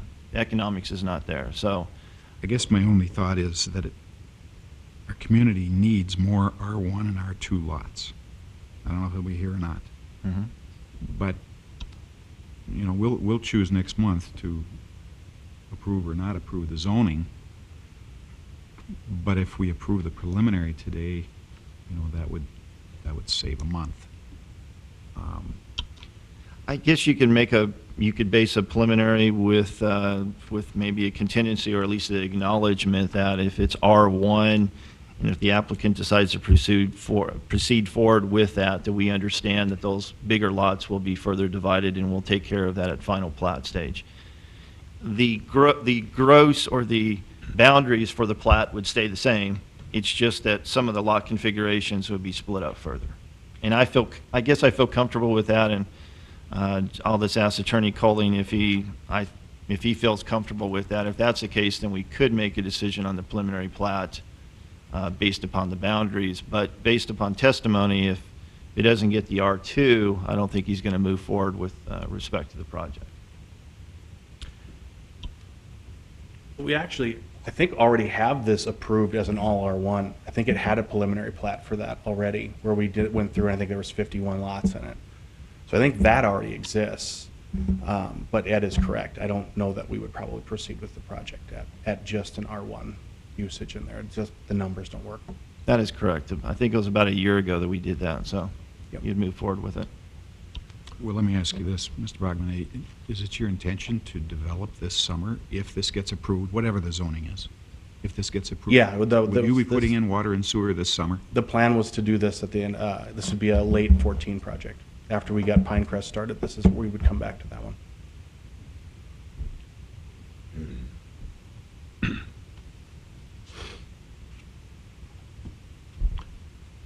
Mr. Colling, would you make a comment on this, please?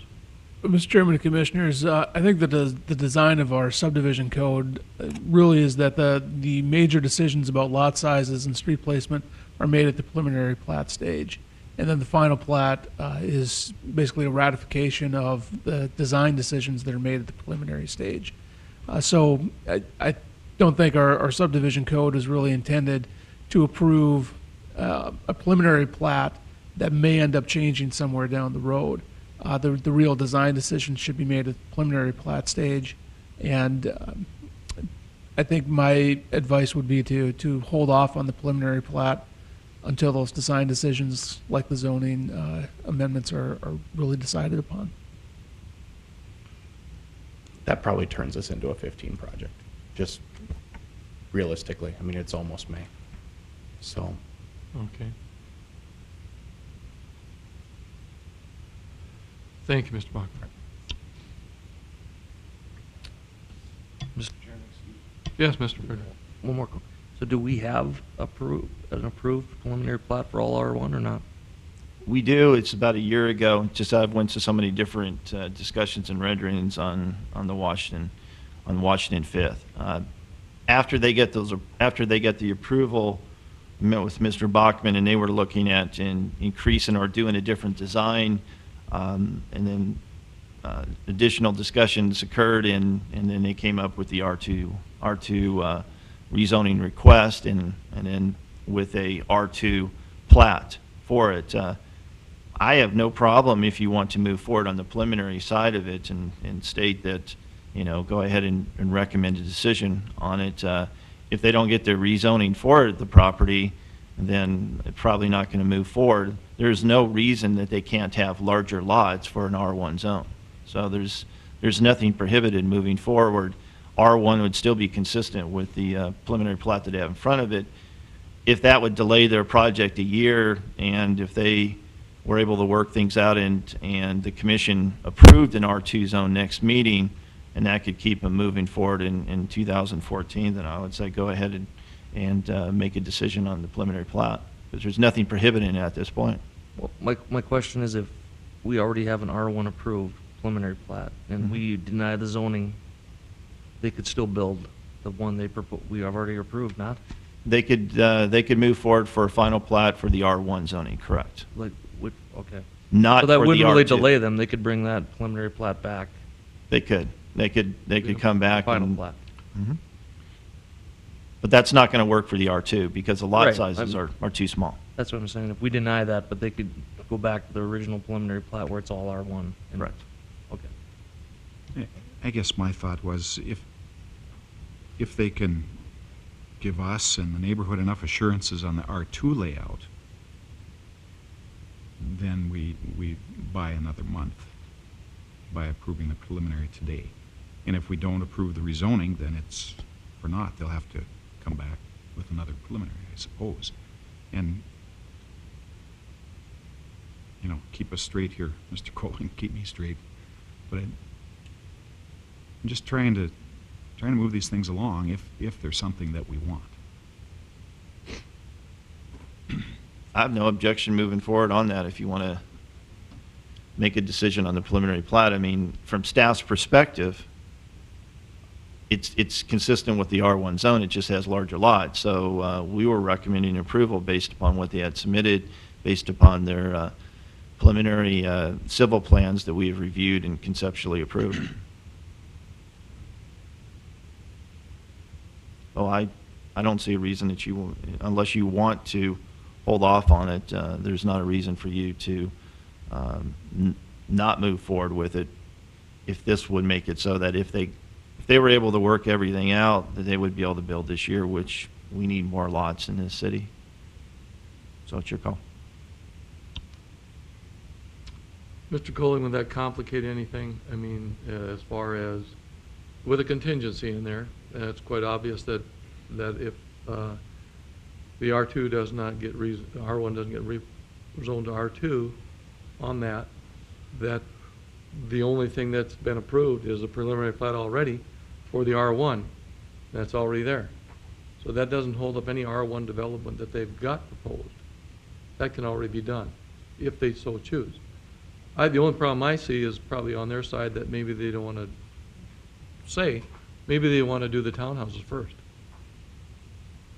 and the R1 second. I mean, as far as what they would like to construct in what order for their own reasons.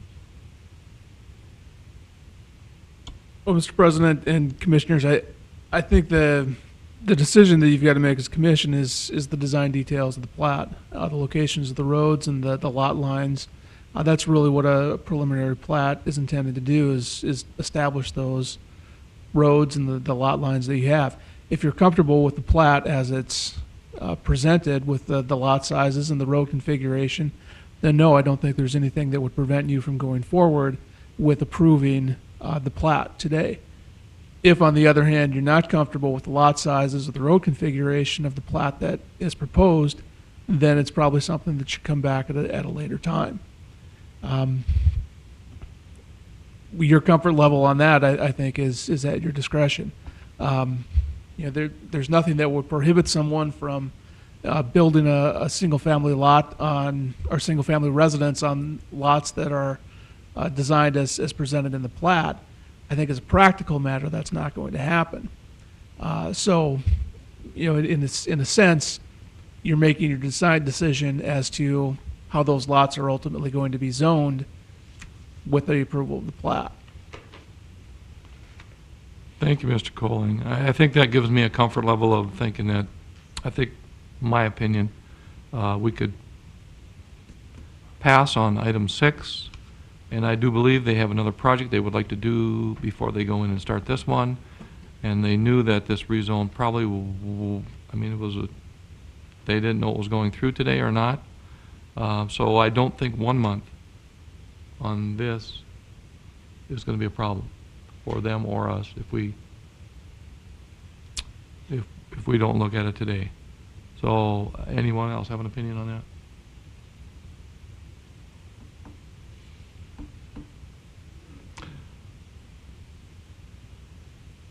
Are you in agreement to take it off the agenda today? I don't want to get into it. Okay. I have 1 month. I respectfully Sure. disagree with you on what 1 month. Sure. I mean, just 1 month isn't 1 month. 1 month is to get a preliminary, then I mean, there is no chance it will happen this year. Because we'll just run out of months. That's 90 days from today. We're done. That's a little late to start work. Mr. Frederick. My question is what is the commission, are we looking at, they're going to do in this next month to satisfy these people? I mean, yeah. Well, I mean, are we going to, if we get it down to 5 names on that letter, then we're going to be okay with it, or that's my question. I mean, as of right now, I don't think any of us probably are, I don't know, some of us are probably not even for the rezoning petition, so. Right. I don't know what we're gonna do in this next month to satisfy the people that are against it, and, you know, and then what position are we gonna take? If there's less people coming in to say it's not a good deal, then we're gonna be okay with it. I mean, My take on that is that I'd like to, you know, to satisfy, to reduce the concentration, the roads, for Mr. Kubas, as far as what the increased traffic, how that's going to be taken care of. If that's taken care of, that's a real issue, I think, is traffic. And what Park and Rec is going to do, I think that's important, real important for this area. So I think that's what's going to, but I think you're correct that the R1 that's already been approved, they could start on that right now.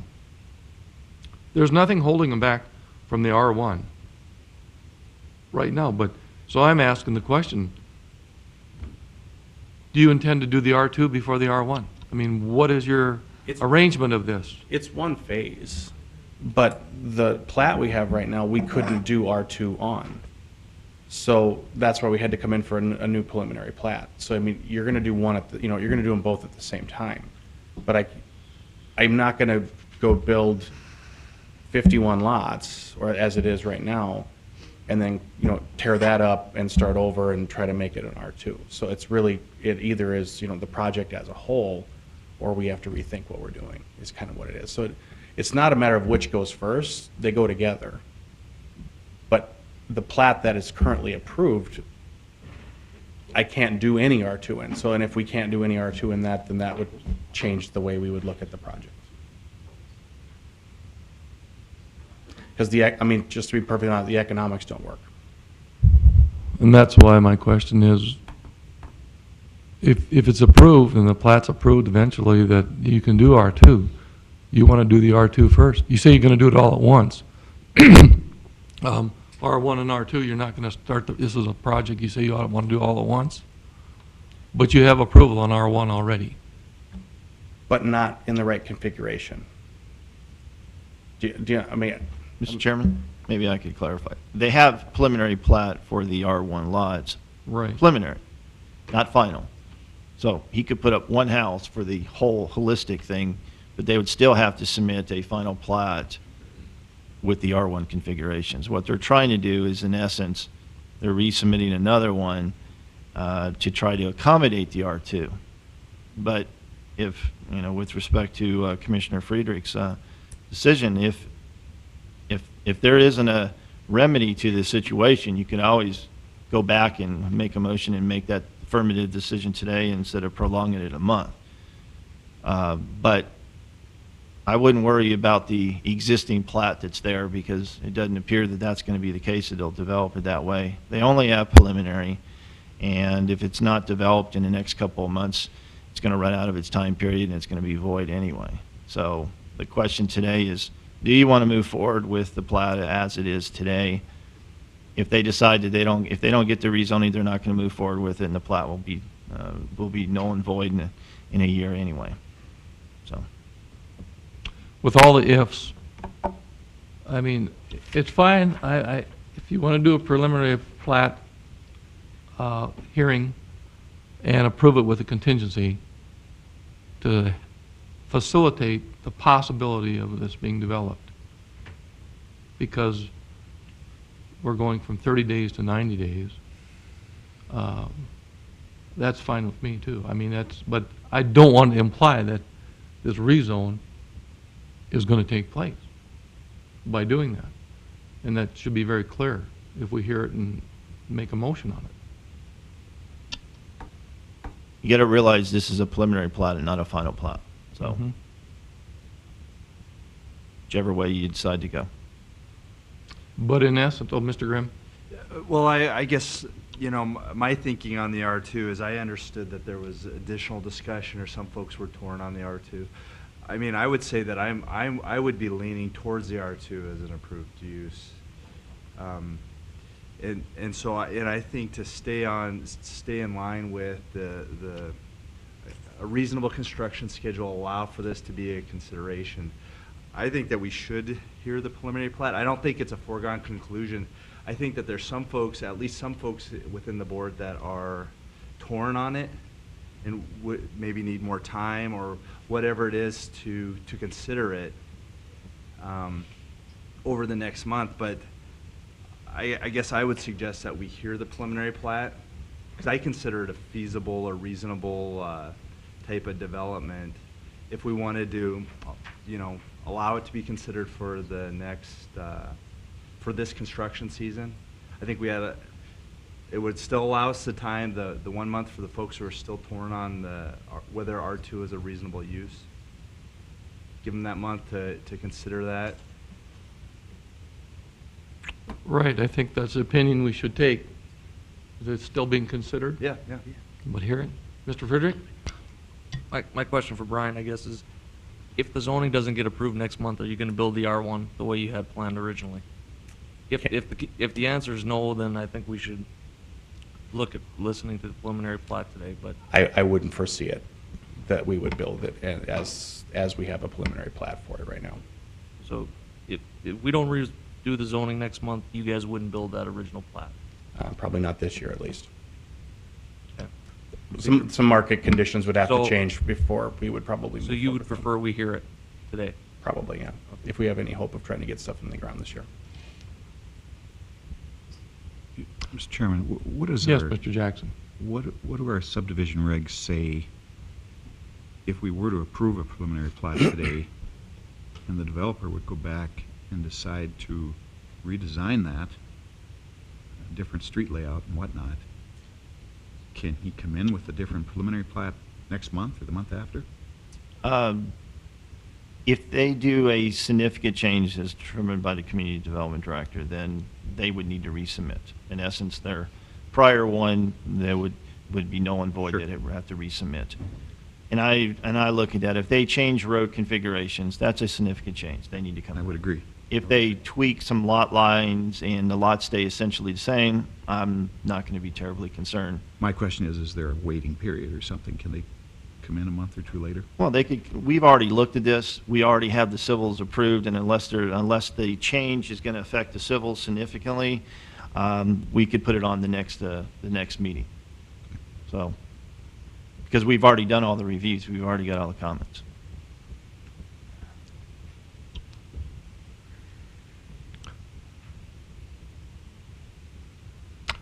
Well, I think I've heard all I want to hear.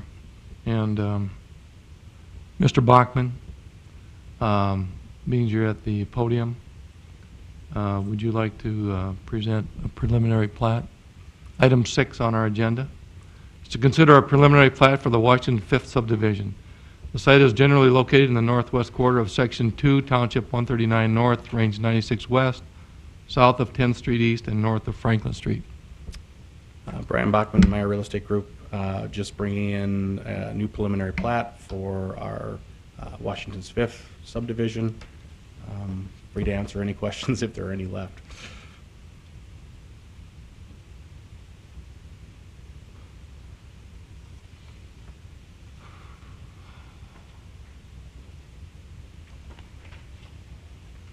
I had one question on the street design on 11th, I think it was.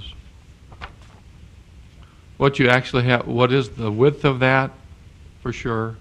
And is that a definite curved road? It's 40 feet. Since we're not a PUD on this one, we ran with standard city specs for all of our road sections.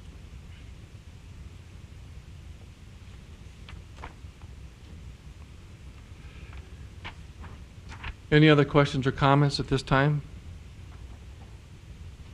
Thank you, Mr. Bachman. This time I'd ask if there's anyone in the public who would like to make comment on this preliminary plat. Please feel free to come forward.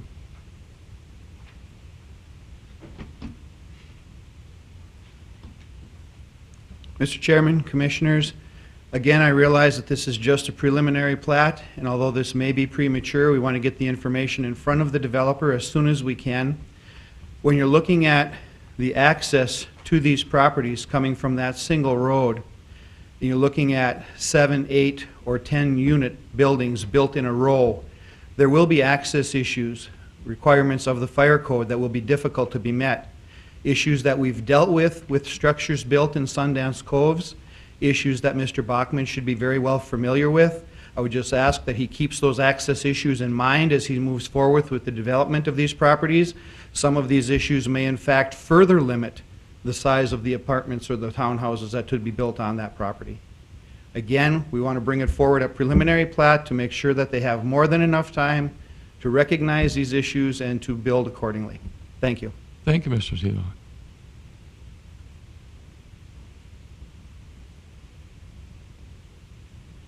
If there's anyone else in the public who'd like to make comment, please feel free to come to the podium, and we'll be glad to hear your comments. Any other comments from the commission? Mr. Chairman? Mr. Kovash. Just on the park's behalf, you know, it sounds like some may be concerned about that. You know, we truly, really wanted land in that area. We have virtually nothing to speak of. And of course, when it came in initially, we would have had all kinds of land, and that is what we wanted. But our hands are kind of tied here now because we're looking at roughly 15 acres, and the most we can get is 7% of that. So, you know, you're talking a park that's maybe an acre, which is very, very small.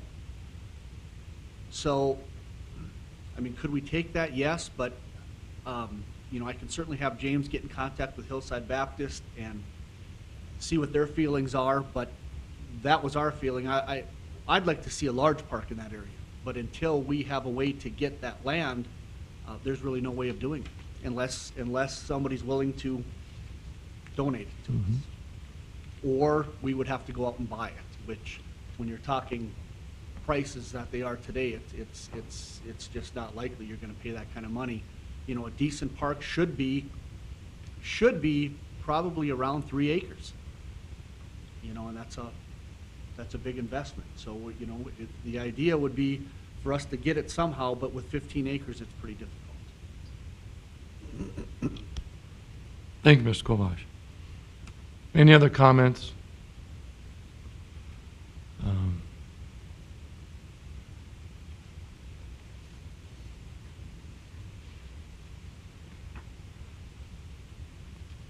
This time I'd close the public portion of this hearing, and I would ask for an appropriate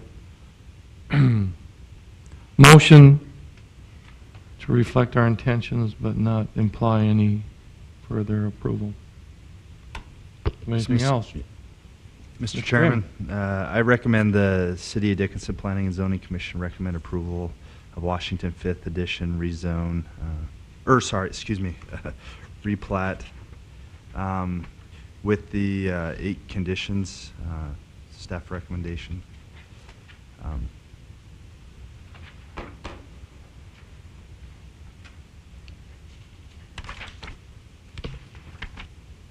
Is there a second to that motion?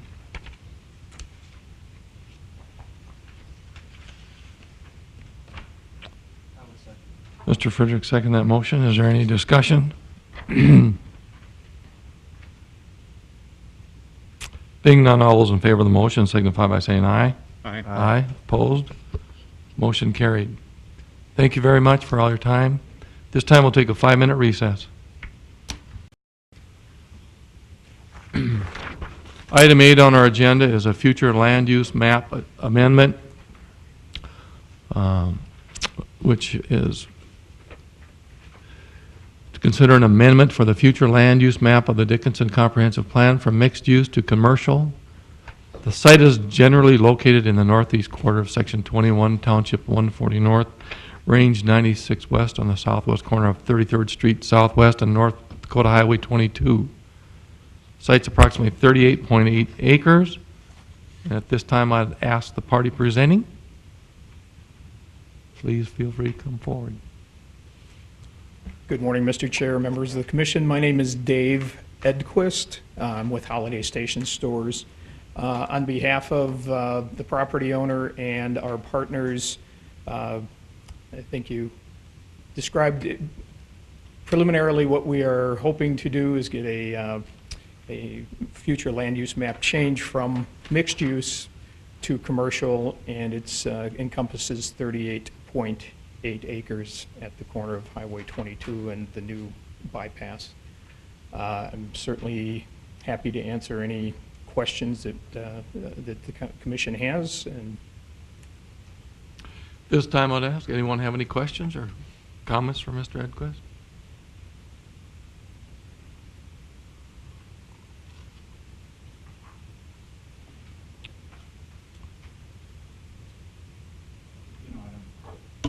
I don't know how germane it is today, but it appears the sketch is suggesting a Holiday Station and a motel complex. the actual sketch is the Holiday Station store on the corner, and then when we bring preliminary plat through and zoning, the other portions of that L along 33rd and along Highway 22 will be platted as outlots.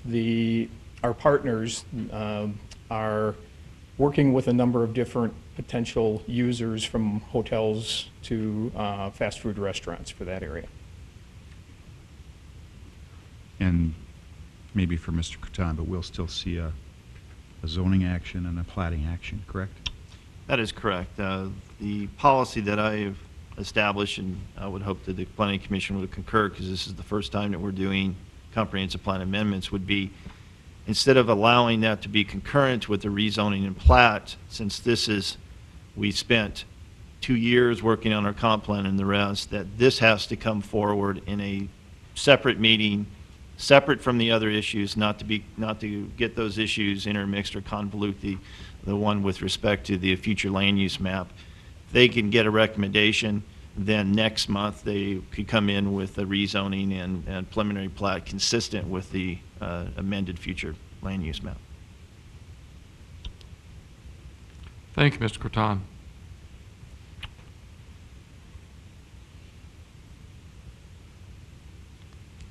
And if it helps, that is our intention. We have worked heavily on the preliminary plat and the rezoning, and would hope to have that submitted by the end of this week for review. It looks like everything is, you've provided us with a lot of material, and you're quite serious about this, that your company would wish to go forward with this. That is correct. Mr. Chairman, could I Mr. Jackson. ask Mr. Catan to maybe explain how ultimately the corridor overlay ordinance will affect this tract? The corridor overlay district would affect it with respect to the land uses that they're going to propose. Based upon what they're submitting, the building orientation and the building facade is going to be the big issue for them. I'm not seeing any proposals for really outside storage. We had talked about that. So it's going to be basically the building design, and based upon their preliminary renderings and the rest, that would be consistent to what we're having in our corridor overlay district. So this would be complementary for that.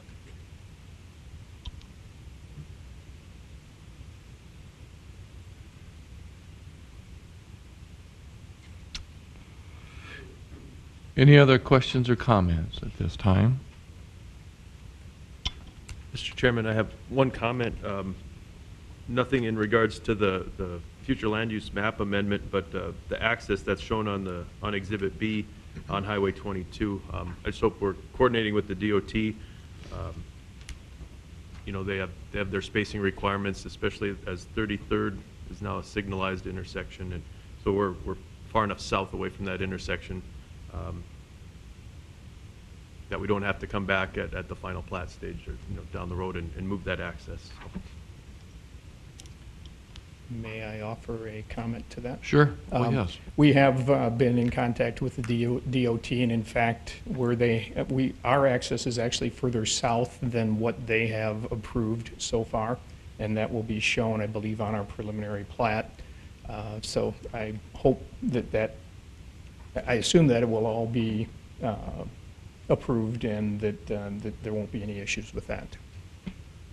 Thank you.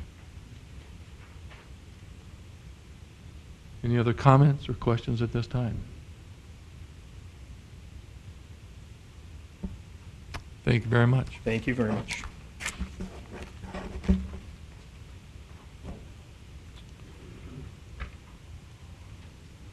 Mr. Josephson, City County Planner, would you like to make comment on this, please? Sure. Steve Josephson, City County Planner, and this is a request for a future land use map amendment from mixed use to commercial. And we know that when the comprehensive plan was adopted, there were discussions about there would be tweaking that would take place to it. Currently, this is a mixed use development which is supposed to accommodate both residential and commercial development in a manner that, you know, the main intention is that the commercial is going to serve whatever residential is there. In this case, it also requires a rezoning through planned unit development. In this case, the applicant had stated they wanted to do something that was more oriented towards the road. The possible convenience store, gas station, and some other uses. And to do that, the mixed-use zoning district, the future land use map category would not be appropriate for that. You know, we looked at the area and saw that with that corridor on North Dakota Highway 22 being the way it is, and on 33rd with the ramp coming in from the bypass, that in some ways this wasn't really suited for mixed use, or one could make an argument that community commercial would be the more appropriate future land use category at this location. They do need to get the change in future land use map amendment before they can go forward with their proposal to rezone and plat, the property.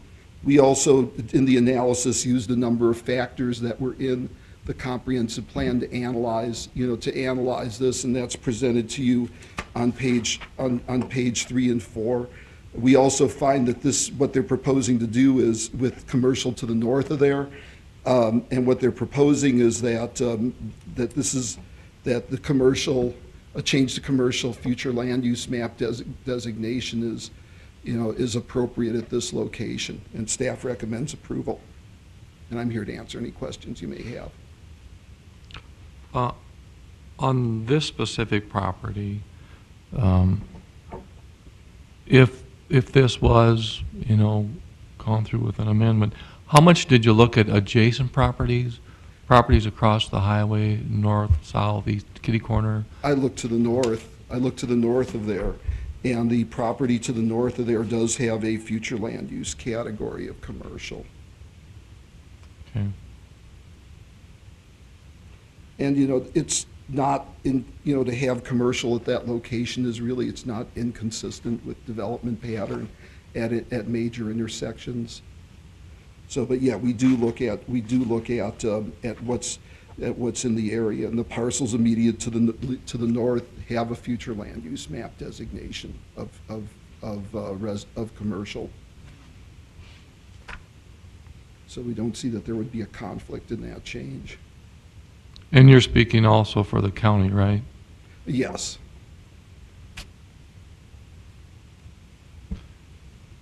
Any further questions or comments for Mr. Josephson? Thank you very much. Thank you.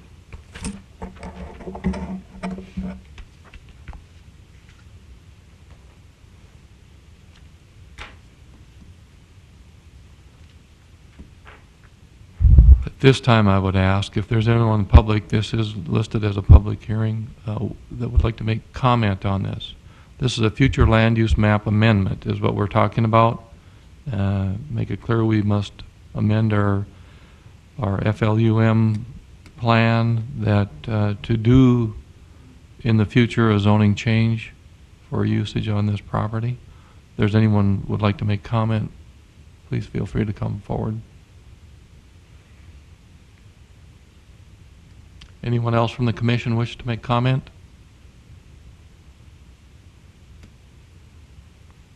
Being none, we'll close the public portion of this hearing. And I would ask for a motion. Mr. Chairman, I'll move that the City of Dickinson Planning and Zoning Commission recommend approval of the Holiday Station Stores Future Land Use Map Amendment petition from mixed use to commercial, It's consistent with City of Dickinson Comprehensive Plan, meeting the requirements of the Dickinson Municipal Code, also being in the interest of the public health, safety, and welfare. Is there a second to that motion? Second by Mr. Kovash. Any discussion? Being none, all those in favor of the motion signify by saying aye. Aye. Aye. Opposed? Motion carried. Recommend approval. Thank you very much, Mr. Eckquist. This time I'd ask for a motion. Anyone have any other issues they'd like to bring up? Oh, I'm sorry. Apologize. My bifocals, we have another FLUM. Okay. We have a future land use map amendment to consider an amendment to the future land use map of the Dickinson Comprehensive Plan from residential to commercial. The parcel is located at 2200 State Avenue North. The parcel is approximately 5.83 acres. And at this time, I'd ask the party presenting. Steve Josephson, City County Planner, and I'm presenting because this is in response to a condition. When this property was originally rezoned last year, one of the conditions placed on it was that a future land use map amendment be changed from residential to commercial. The property had previously been rural residential, and it was rezoned to community commercial. And at the time, the applicant had talked about, putting a plumbing and heating business there. There, and with some possible plans in the future to develop the property with offices. The rezoning was approved with that condition. Just to update, the applicant had submitted for a preliminary plat, which is still under review. But in this case, all this does is it accomplishes that requirement in the future land in the rezoning that they rezone that they change the future land use map to a designation that recognizes community commercial instead of residential. And I'm here to answer any questions. Any questions at this time for Mr. Josephson? Steve, is it still their business that's going on here? You talk about it. No, they actually placed their business at the old Gaffney property, but it did get rezoned to community commercial. So the rezoning is still in place. It is going to be a convenience store now? Well, I don't know what it's going to be at this point. I don't know what their plans are. They were going to put their plumbing and their plumbing and air conditioning business there, but they found another location for that had already been platted. But nevertheless, with that zoning to community commercial, it still requires the future land use map amendment.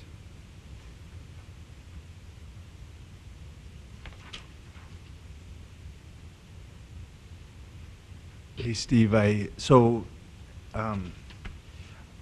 can't participate in the I've done a little bit of work on this, but it looks like between maybe the Holiday Station store application, there was a little bit of carryover into this other future land use map where in the project description you included the convenience store with gasoline pumps as well. All right, I will clarify that, yeah. I'll make that change before this goes forward to City Commission. So, I got you. Okay, my apologies. I'll make that change, I'll make that clarification in here. So, but right now, if you go to the background on page 2, they, that's where it talks about what they originally wanted to do. And at this point, I don't know what their plans are with that property, but it has been rezoned to CC. If you look at our land use chapter in the comprehensive plan, CC is not a zoning district listed as being consistent with the residential land use category.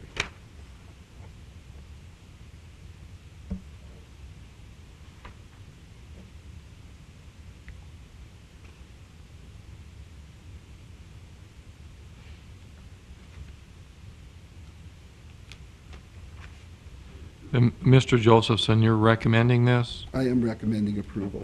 And we don't know what's going there? We knew what was at the time that they rezoned it. the intent was to put, their business there.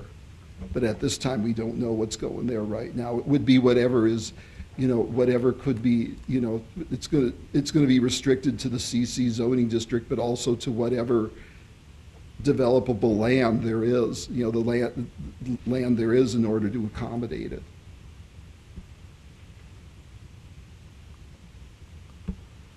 Any other questions or comments? Thank you, Mr. Josephson. Thank you. Mr. Chairman, just to let you know that this will be pretty common since we've adopted our future land use map, that we see inconsistencies between the existing zoning. We'll come back and do modifications because the existing zonings need to be consistent with the future land use map, and that's all it is more or less a housekeeping measure. The rezoning was already established. This is a housekeeping measure to make it consistent with one another.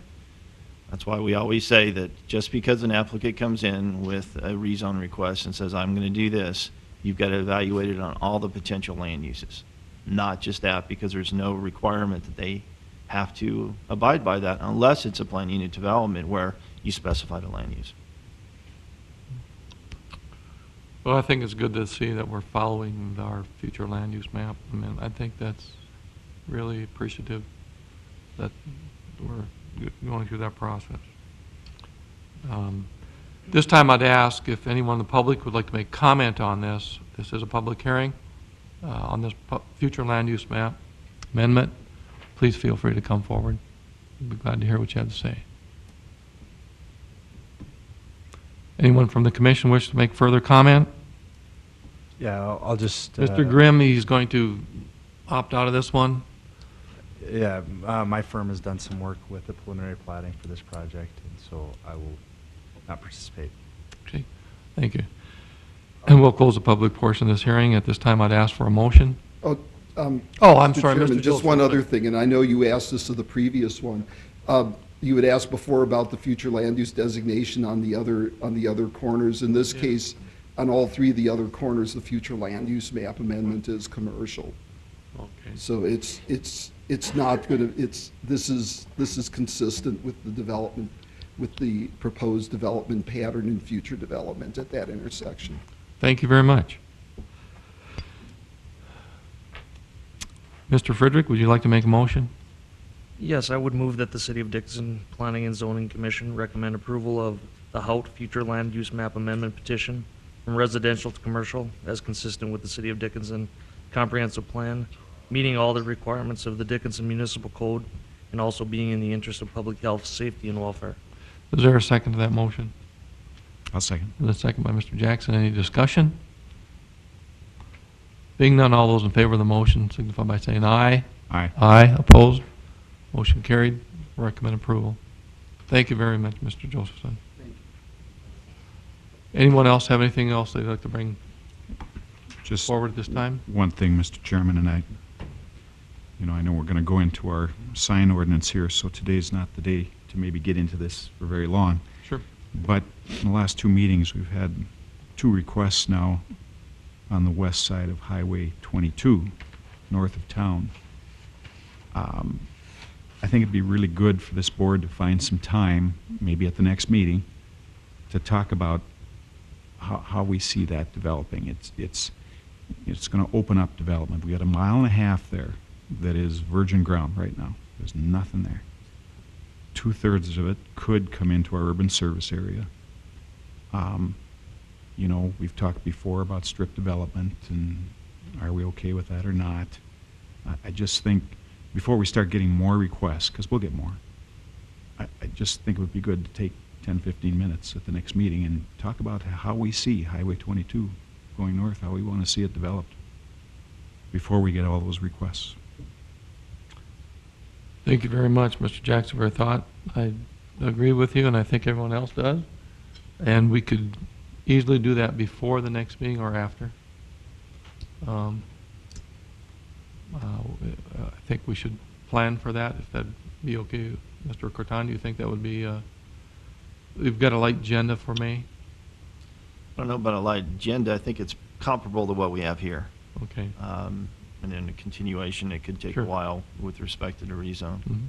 Just 2 points on that. One, I've spoken to numerous developers that are looking at the head property. That one is that we already had the future land use amendment on. Told them explicitly, and I've told them that for 2 years now, the urban service boundary is not going to go any further north than where it is now. Not part of our capital improvement plan and the rest. That's going to significantly limit development based upon that. The other issue is we have our comprehensive plan and our future land use map that will help dictate that. But I'm more than happy to have a discussion with respect to that. But we're not looking at the city of expanding our urban service boundary north of where it is right now because of the west side and filling in and other properties. We just do not have that ability to do that unless a developer wants to pay 100% of everything, and that's not going to happen due to economics. So there's no direction from staff to expand our urban service boundary. Okay. Anything else anyone would like to comment on? I ask for a motion to adjourn. I'll move. Motion to adjourn, is there a second? All in favor? Aye. Meeting adjourned.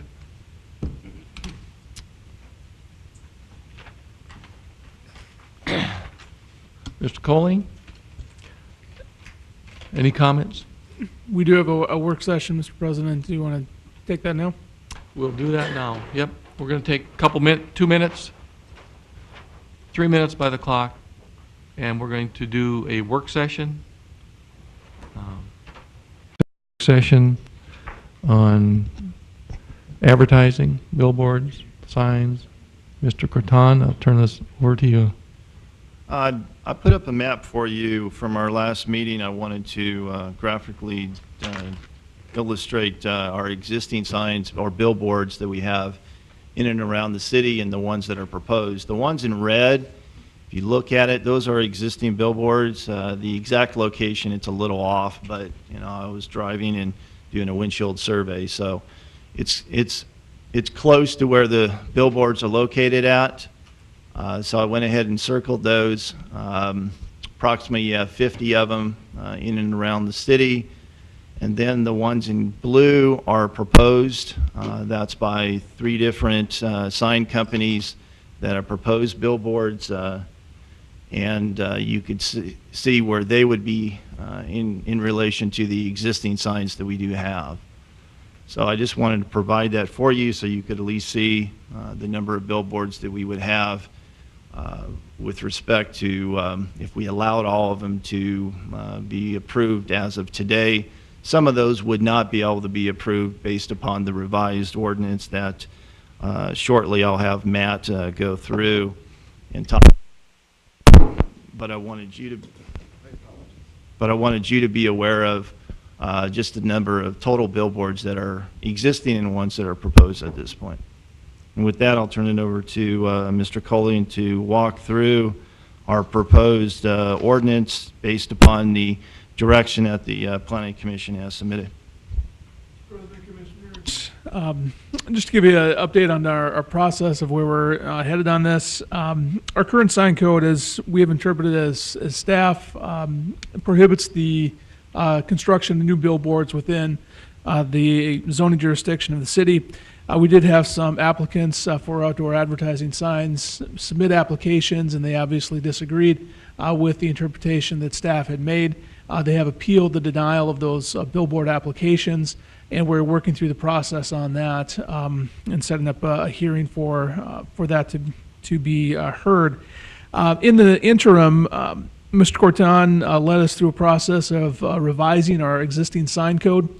We brought that to the City Commission back in January, and as it was written at that time, it included the prohibition of new billboards within our zoning jurisdiction. City Commission did pass that first reading of that ordinance, but they did give us some direction to take another look at outdoor advertising or billboard signs in order to make some allowances for maintaining some of those signs, bringing them up to a better standard. Some of our signs, especially along Interstate 94, are kind of in a a dilapidated condition, and obviously that doesn't present a good image for the city when you're coming in off of the interstate and you see a whole group of dilapidated outdoor advertising signs. We also got some direction from the City Commission to take a look at digital billboards. There was some interest by commissioners to allow digital billboards within our zoning jurisdiction. So we did take another look at that section of our ordinance, and we have had the opportunity to redraft that a little bit. We have communicated with some of the outdoor advertising companies with respect to that ordinance and received some of their feedback. I think that's been valuable to get their feedback on the proposed ordinance and understand a little bit more about the industry and some of the requirements that are out there for outdoor advertising and some of how it is regulated by other jurisdictions around the state of North Dakota.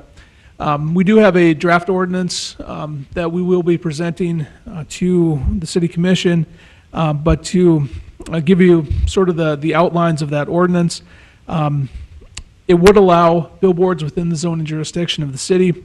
It would be limited to industrial and commercial zoning districts, other than the downtown commercial or the Renaissance zone that we have. It would also limit outdoor advertising billboard signs to roads that are designated as principal arterial roads within the city. Our comp plan designates the principal arterials as Interstate 94, Villard, the Business Loop East and West, and 3rd Avenue West. Now on 3rd Avenue West, Highway 22, the billboards would only be allowed in industrial or commercial zones. So Highway 22 through essentially the center of town is a residential zone. There would not be billboards allowed in that zone. But when you got to the commercial zone, which pretty much starts just south of Interstate 61, or exit 61 off of the interstate going north, most of that is a commercial zone. The billboards would be limited to a size of 672 square feet. That is a fairly standard size for billboards. It's a 14 by 48 billboard, which is the standard size that we see in other jurisdictions. Also, we would require a spacing of at least 500 feet between any billboard sign. And for digital billboards, there would be an additional spacing requirement. We're looking at either 1,200 or 1,500 feet in spacing between digital billboards. Also, we would require that the applicant provide evidence that the landowner, the fee owner of the property, has given their consent to the placement of the billboard sign. Typically, as we understand it, that's done by a lease arrangement. The landowner will lease that portion of property to the sign company, and the sign company will actually then own that billboard and have responsibility for that. We've also included a requirement in the draft sign ordinance that there would not be billboards placed within 300 feet of a residential zone. That would provide some distance or some screening from any residences. In the event that a certain applicant wanted to decrease that distance, we have allowed for that to be done by a special use permit. They could come in and request a waiver or decrease of that spacing distance from a residential zone that would allow us to notify neighboring properties in order to get their comments. And if there was no objection, then ordinarily that decrease in distance could be approved. I believe that's the basic outline of our ordinance. We do have some additional restrictions in there as to the type of lighting, particularly for digital signs, to ensure that it does not create a distraction for the driving public, and restrictions to make sure there aren't laser lights or beam lights or sort of other things that would distract from the driving public. So I'd be happy to take any questions or comments that you have. We do have some of the recent applicants for billboard signs that are in the audience. If you want to take comment from them, I'm sure they would be willing to give you comments on the proposed ordinance as well. But, Mr. President, that's all I have. I have a couple questions, and I mean, it's going down the road quite a ways, but I think it's possible it could happen. Now, the sign companies are going to have lease agreements. Are those lease agreements going to be on file then with the city, so you know that you have a contract, that that property owner actually is allowing that? Correct. What we would have is, as part of the application that a sign company would make, they would give us some evidence of the consent of the landowner, whether that's by lease or some other means. The landowner would have to provide evidence of its consent to the placement of the sign. And being that we can restrict signs according to city values as far as lighting, safety, a whole lot of issues, but not messages that are placed upon the billboards. And we cannot in any way restrict or censor that. But the sign companies themselves, they're allowed to censor or restrict who they rent space to? Well, the sign companies are private businesses, and they can make whatever private arrangements they want as far as the messages that are placed upon those signs. They can limit or not limit that as they deem appropriate. The only real limitation that we have as far as content on the sign, we're very limited in the types of content limitations we can make, but there is a limitation as to obscenity or those sorts of advertising of illegal or obscene activities.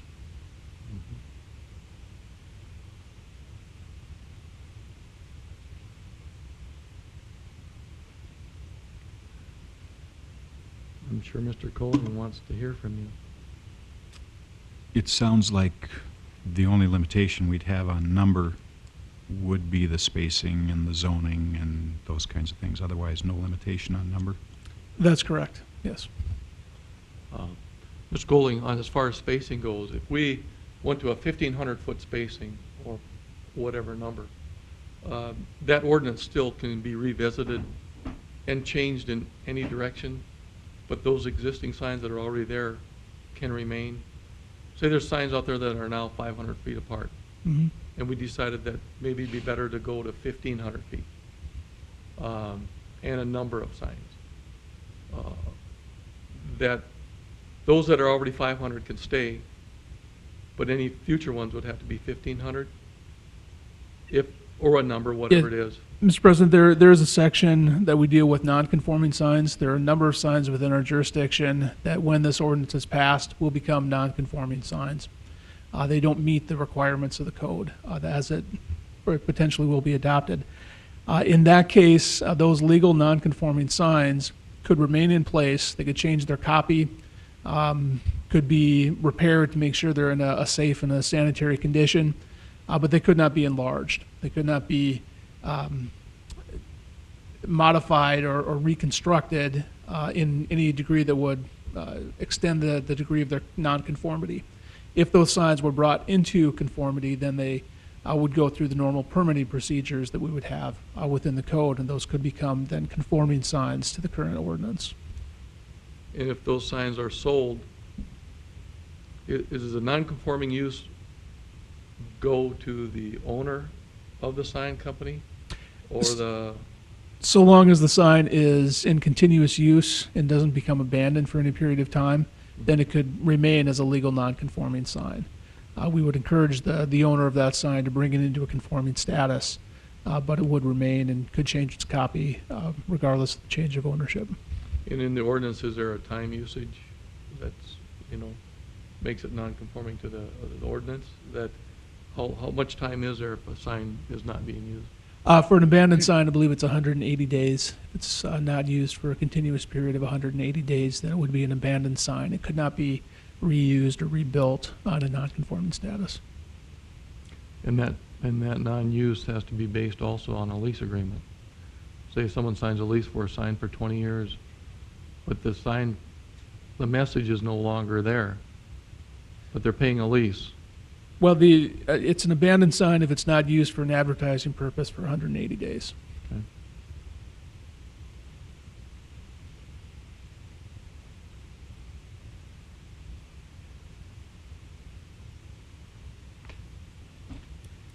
Ed, could you comment again on the blue locations up there? How Blue many locate- would be approvable under the proposal? I haven't went through that side. I just did that last week. Okay. So many of those would not be approved due to spacing requirements potentially, but I just wanted you to have a perspective of the existing applications that have been submitted and denied since our last meeting. And Mr. Commissioner Jackson, the majority of those signs are from one sign company, and we are working with that company to obtain the spacing distances between signs. I expect to have that today or tomorrow, and then we'll know with a pretty good degree of accuracy which one of those signs or how many of those signs would be conforming under our new ordinance.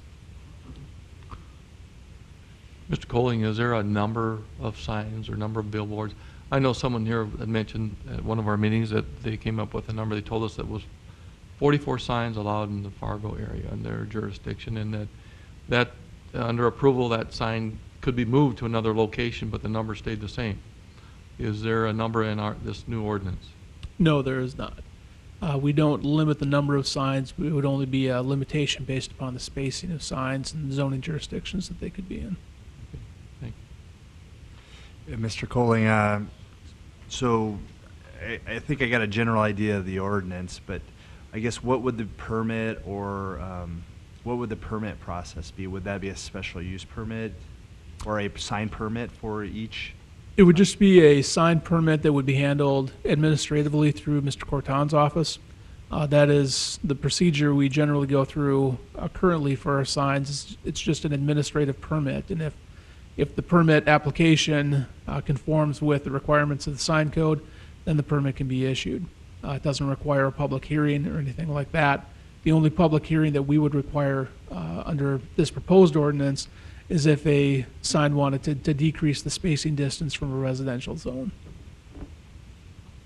So through the development of this ordinance, were there similar communities that were used as kind of a basis of what might be workable? And Yes, we did look at a number of other communities around the state, Fargo, Minot, Bismarck. Those were the principal ones that we looked at and modeled some of our ordinance after. I did have the opportunity to talk with attorneys from those communities to kind of get an idea of why they crafted their ordinance the way that they did and what they felt worked and did not work. And I think much of this proposed ordinance is a best practices thing that we could glean from other communities around the state. On the, Mr. Colling, on the permitting process, that which is in our ETZ, which is in the county, there's a permitting process that they have to go through county, don't they?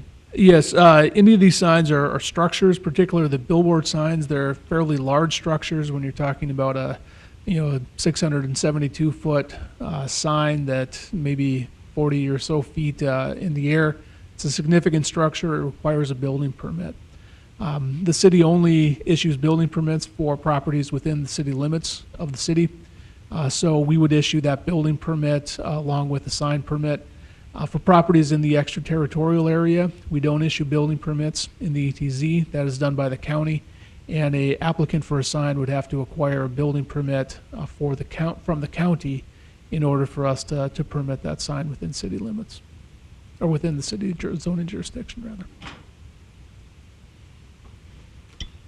If I may, as we said earlier during the Planning and Zoning Commission meeting, again, they would run that past us to make sure that the sign meets whatever requirements we have, whatever our requirements and restrictions are in the zoning or in the city zoning ordinance, and that would be part of their process of reviewing the permit. Do you know what state the county ordinance is on signs, billboards, advertising? To be honest with you, the county is looking to the city. Okay. They're looking to the city right now. It's fairly, there's not a lot in there right now for the county, but they're looking to see what the city does before the county acts on making any changes to its zoning ordinance. And Mr. President, if the county does follow the city's lead in this and limit billboard signs to arterial roads, there are basically only two of them. There's I-94 and Highway 22 that will go in the county. There are arterial roads designated in our comp plan that are or do include the interim bypass and the future full bypass out at exit 56. Those will probably be within county jurisdiction, so those are future potentials where billboard signs could be placed as well.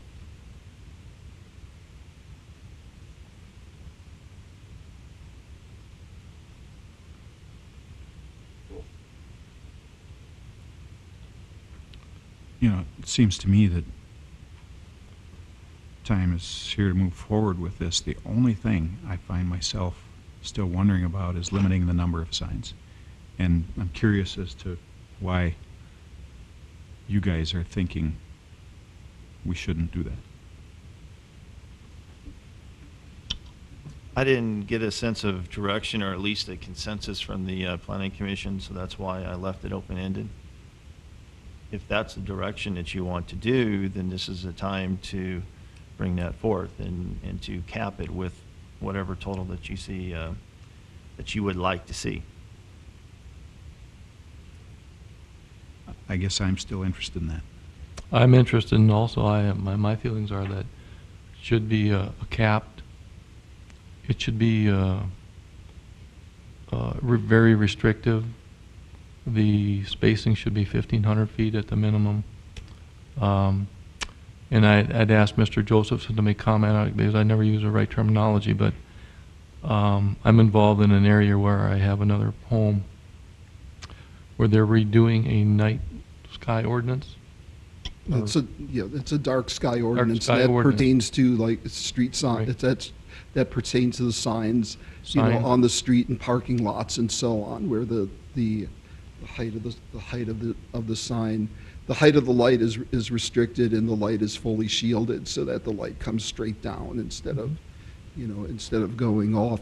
What we do have in here, and it's similar to ones that I've seen elsewhere, is there is a cap on illumination for the digital signs. I don't have that in front of me right now, but the idea is to keep them from shining brightly at nighttime.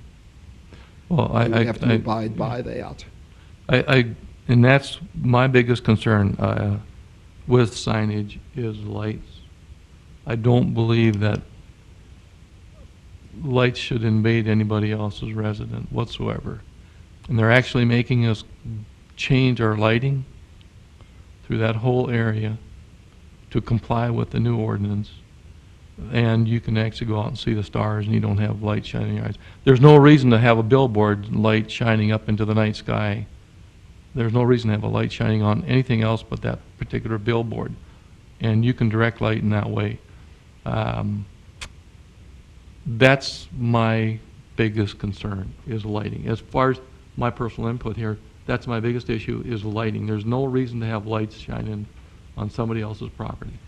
And Mr. President, there is an illumination section of the draft ordinance that does deal with that, and that section indicates that the lights for a sign have to be directed upon the sign face and not beam lights or beacons or things like that that would direct either upward or outward from the sign itself. That the lighting is directed toward the billboard and not to other areas. Yeah, and that light that is reflected off the billboard should not be going up into the sky reflected off. I mean, you can do a lot of things with lights. I'm not a lumen expert, but I just don't like them shining in my face.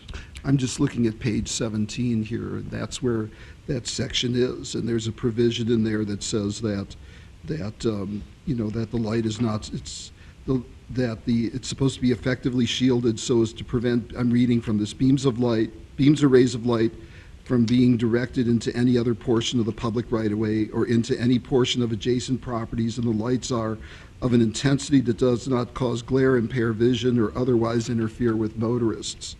And if you go down there, it says the total maximum wattage per sign face shall be 400 watts. And I'm assuming that this is similar to what other jurisdictions have adopted.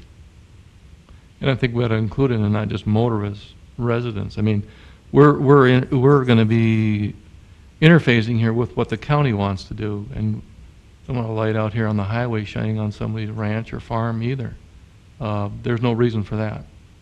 Well, and I would remind the commission too that billboards can only be placed in commercial and industrial zones. We won't have billboards placed within residential zones or within 300 feet of a residential zone. So I think that the risk of having light either reflected or directed into a residence is fairly mitigated. Sure. What about ag zones, Matt? Ag zones are not included in here. If a property or if a billboard was applied for in an agricultural zone, we would not have the ability to grant that permit unless that property was rezoned.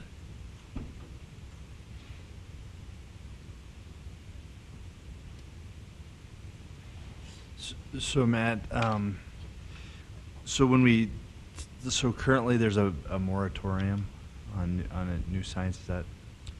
What I wouldn't classify it as a moratorium. I think under our current code, the way that we have it interpreted is that billboards are not permitted within our zoning jurisdiction.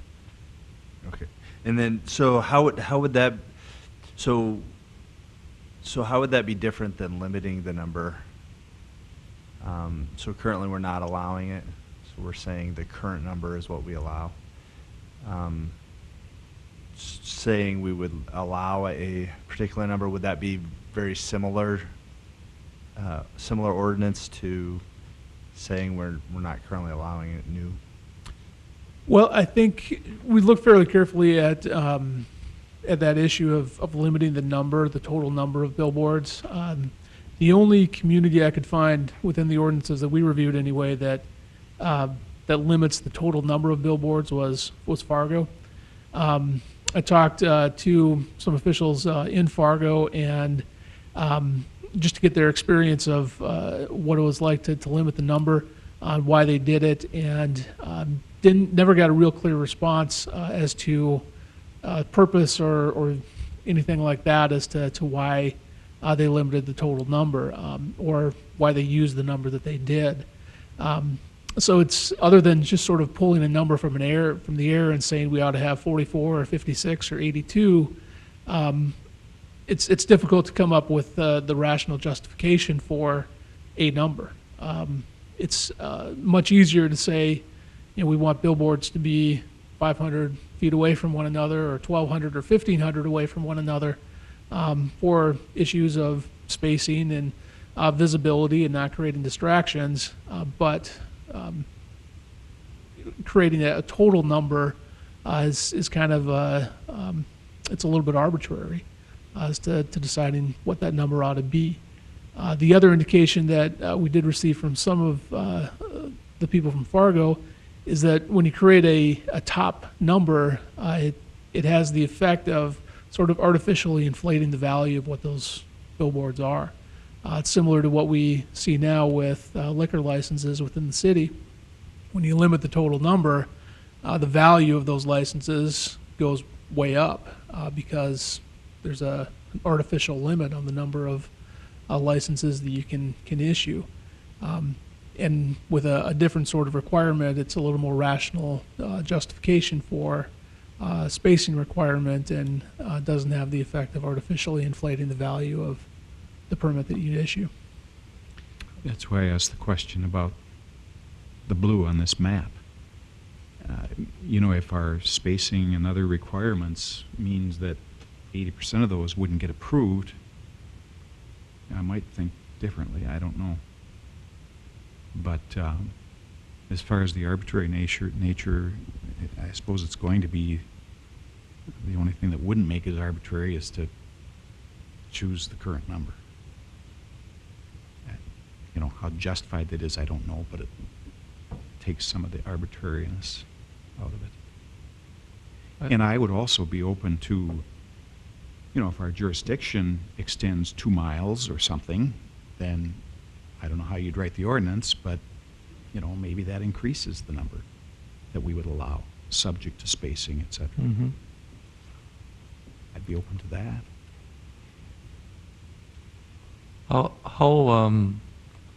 Speaking of liquor license and the fees we get for a liquor license, what type of fees do we get for permitting these signs?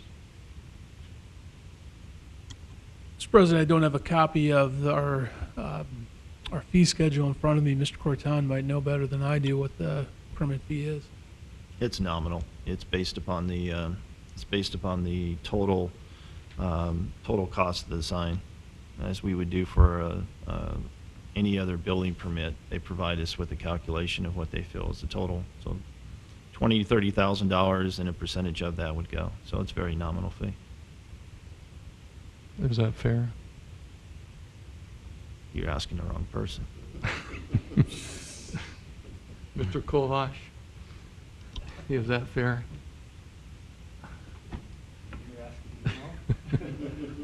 I don't have the answer. It sounds awfully reasonable, but at the same time, I don't know the answer to that.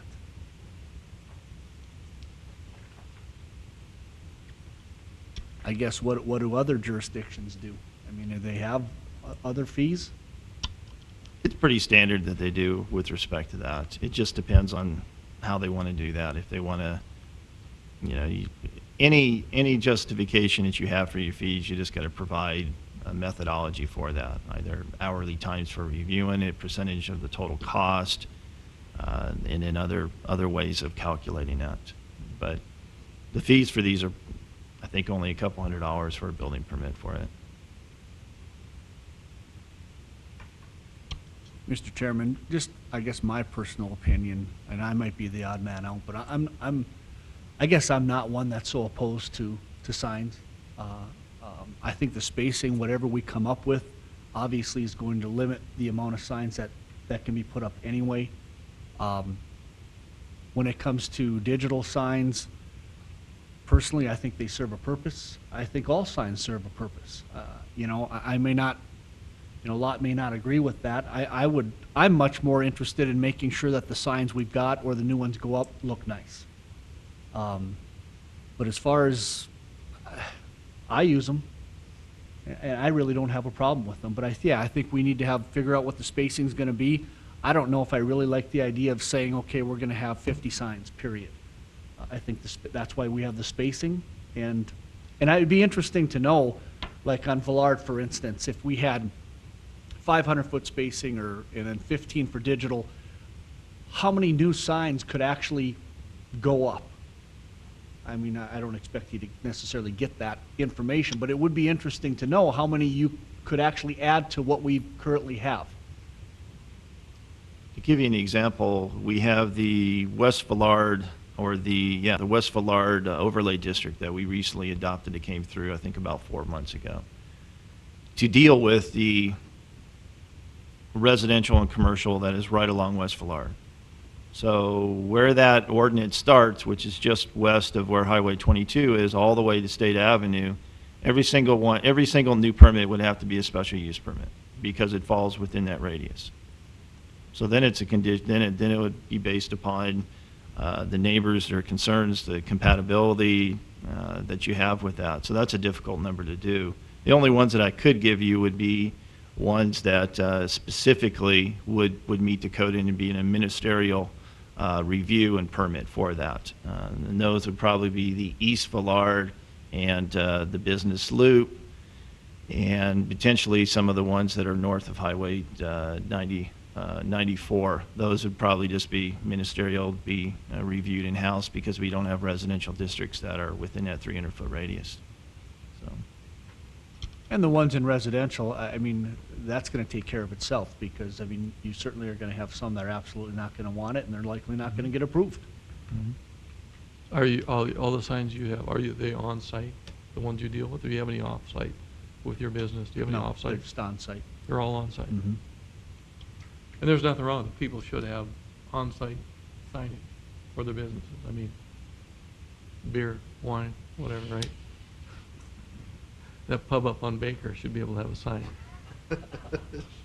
But I reiterate again, my biggest thing, Mr. Colling, is the lighting. And I know there's ways to do it that And I'll invite you over tonight at midnight.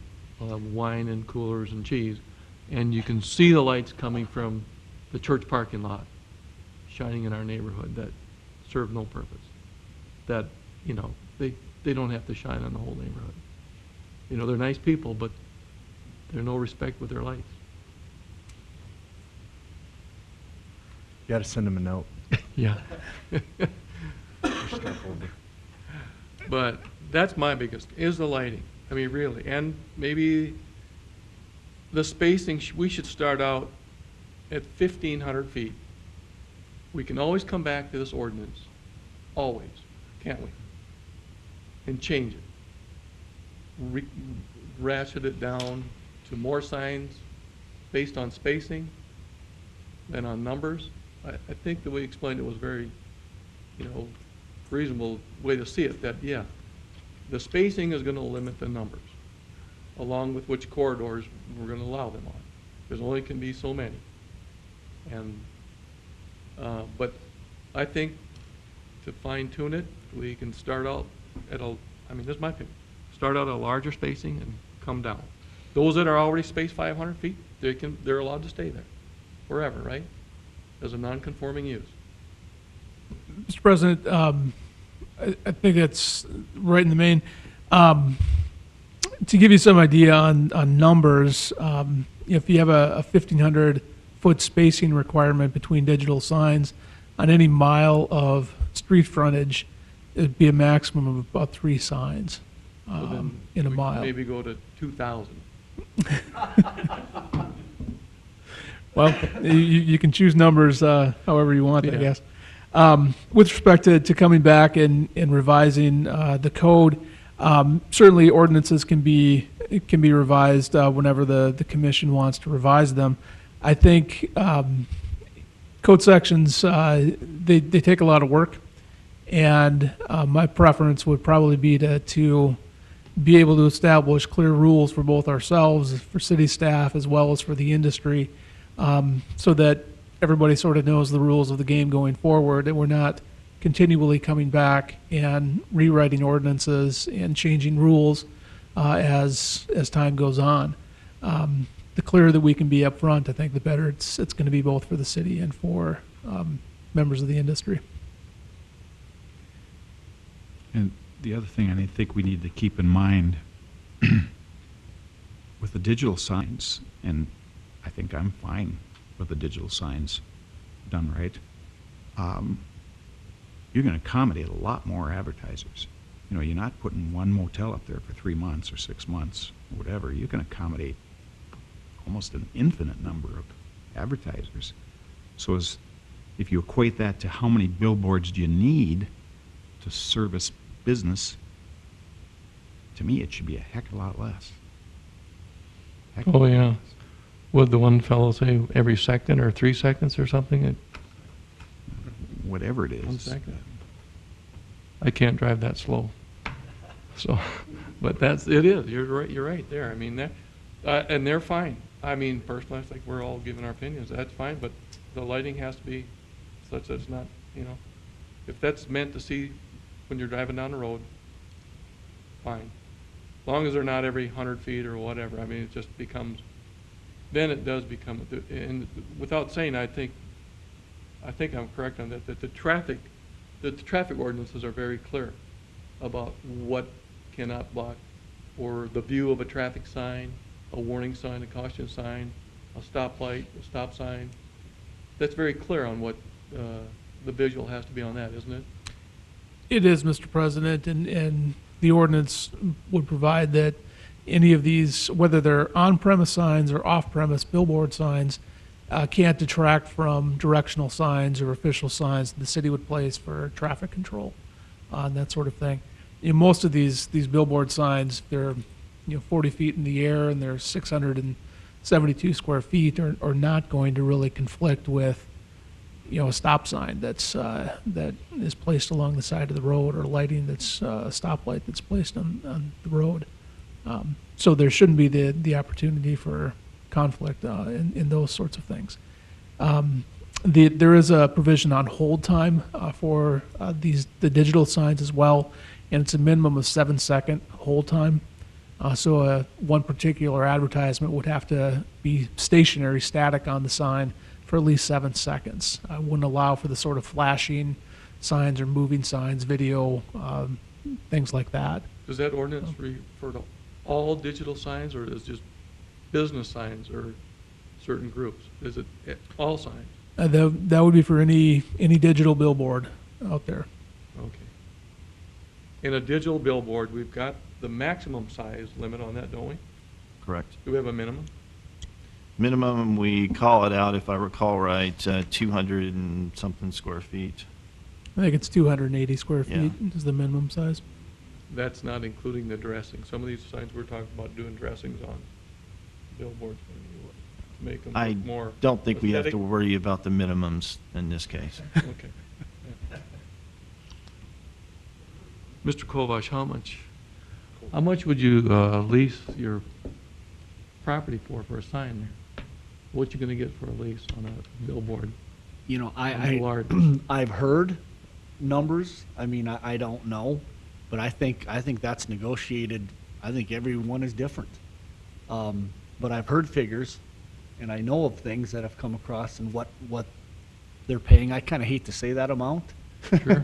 Okay. I really would rather not say it, but you know, it can be, you know, it can be relatively significant for somebody who leases. You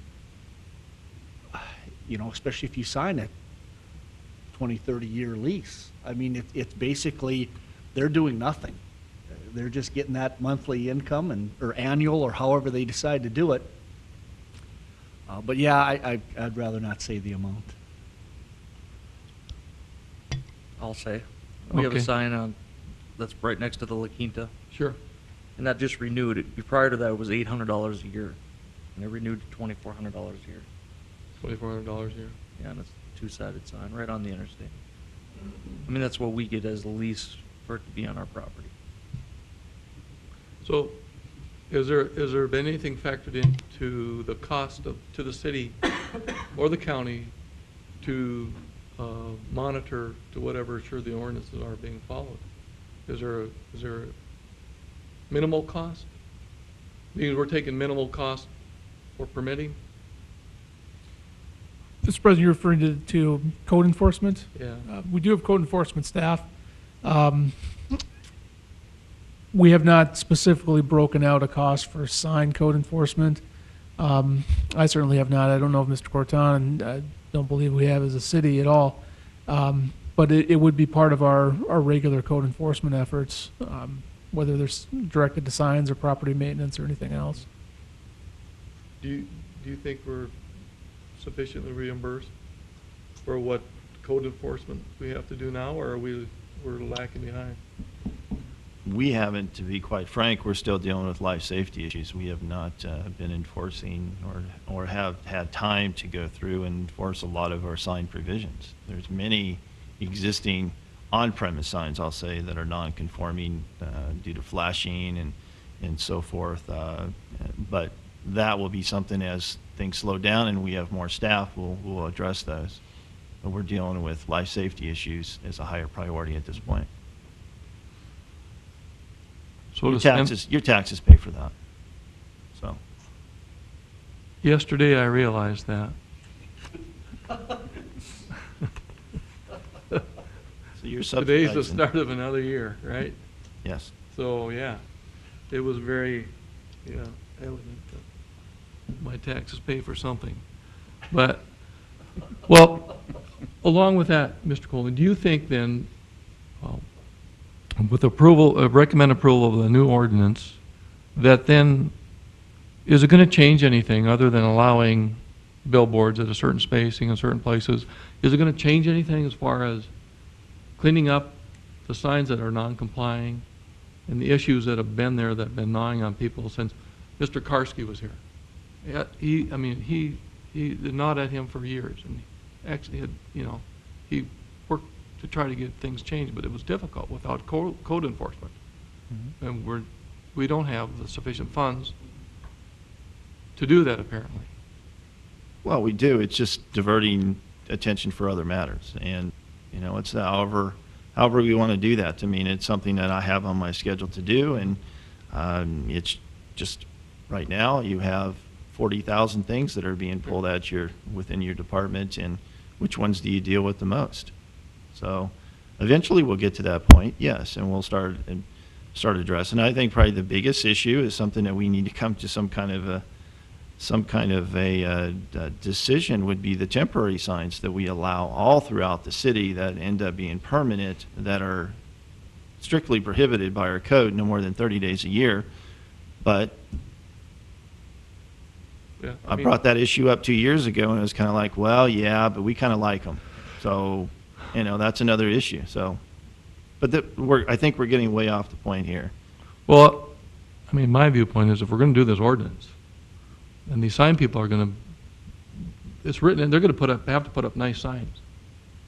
We're going to make them put up nice signs. Why are we going to let this stuff sit around the city that shouldn't be there? There's got to be, I think that, that's part of the whole deal. Well, the biggest part of this code is that even if the sign companies may not be able to put all their signs that they're proposing on doing, the existing signs that are considered non-conforming today, they wanted to upgrade those, they can, to meet the code.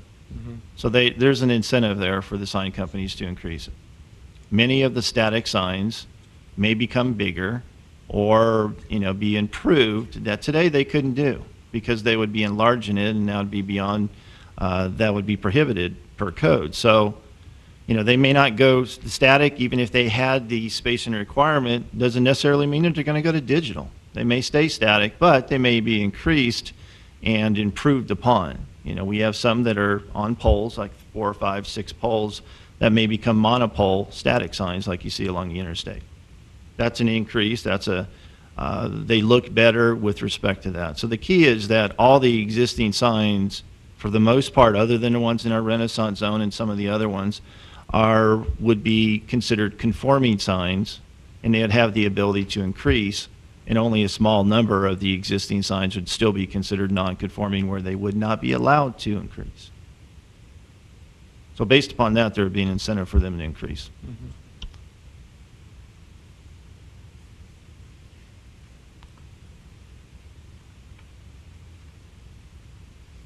Mr. Colling, have you heard enough, or do you want, there's something you haven't heard? Well, I'll take any information or comments you want to give, but unless there is objection from the Planning and Zoning Commission, I think our intent would be to bring this before the City Commission for second reading and final passage. Mr. Curtin, do you feel what's presented then is satisfactory to you? It's a direction that you have provided for me. Good. How do you like that? Well, I have a question. We've got 5, my biggest concern is lighting, and I've Yes. mentioned that year after year after year, and that's my biggest concern. But why are we jumping from 500 feet to 1,500 feet or 1,000? Why not 750 or 800 or something? Why these increments? I picked out 1,500 feet because I'd heard that from another place, and that's what they have. Another place has a number of signs, but Mr. Colling, I feel, was eloquent in expressing that the spacing is going to limit and make sure everything's right.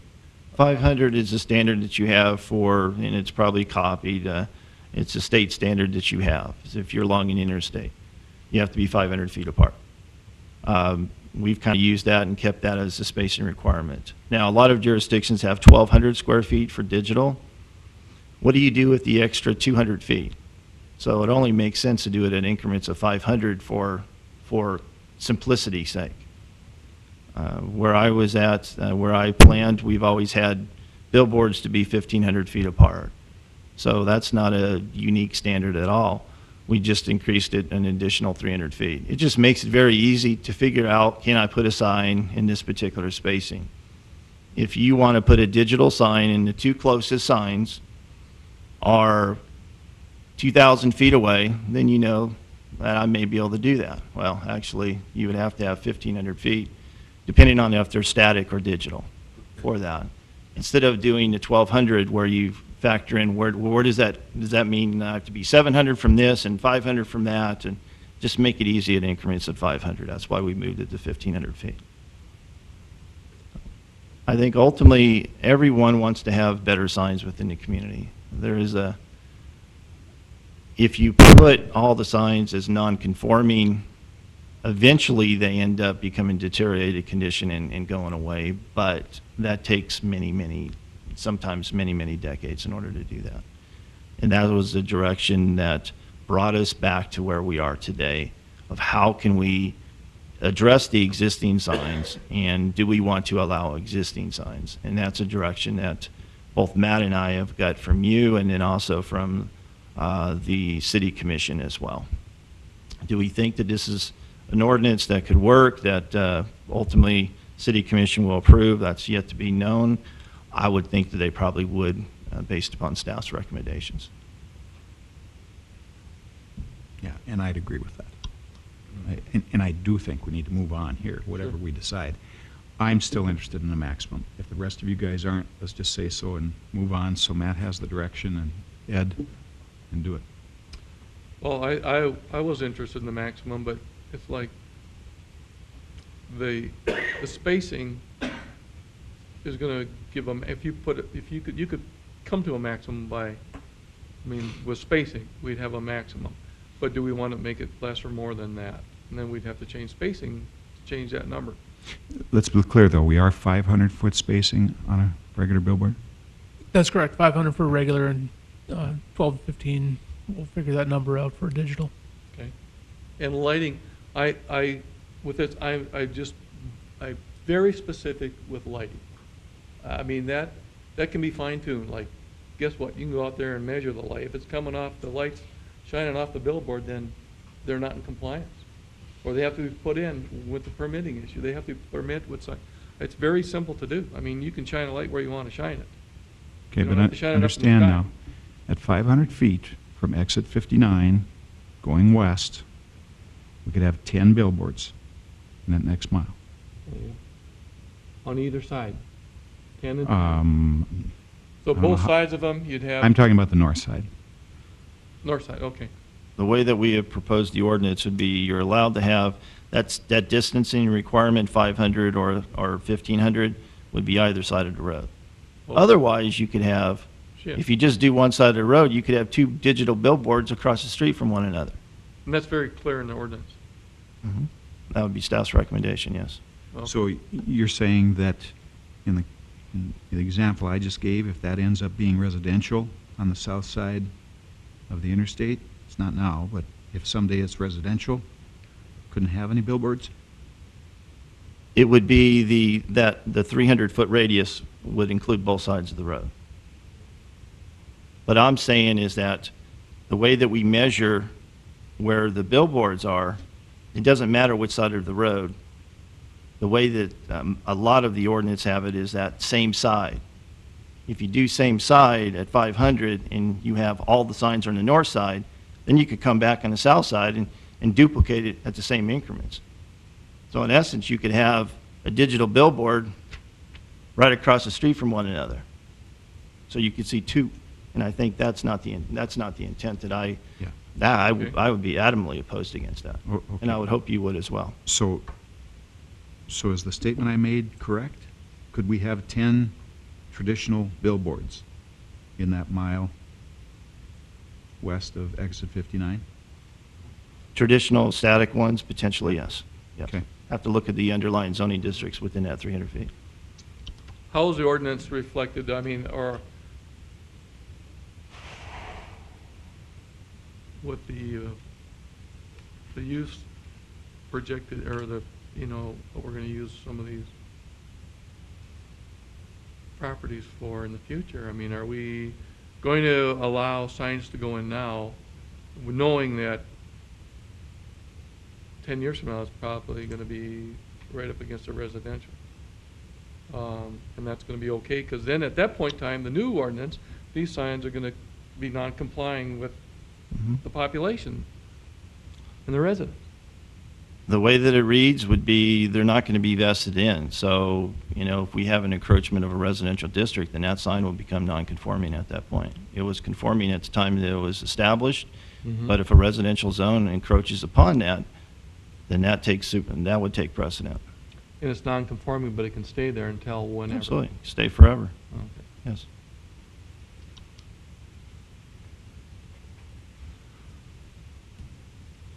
So I guess I'm interested in the number. Do you have a number in mind?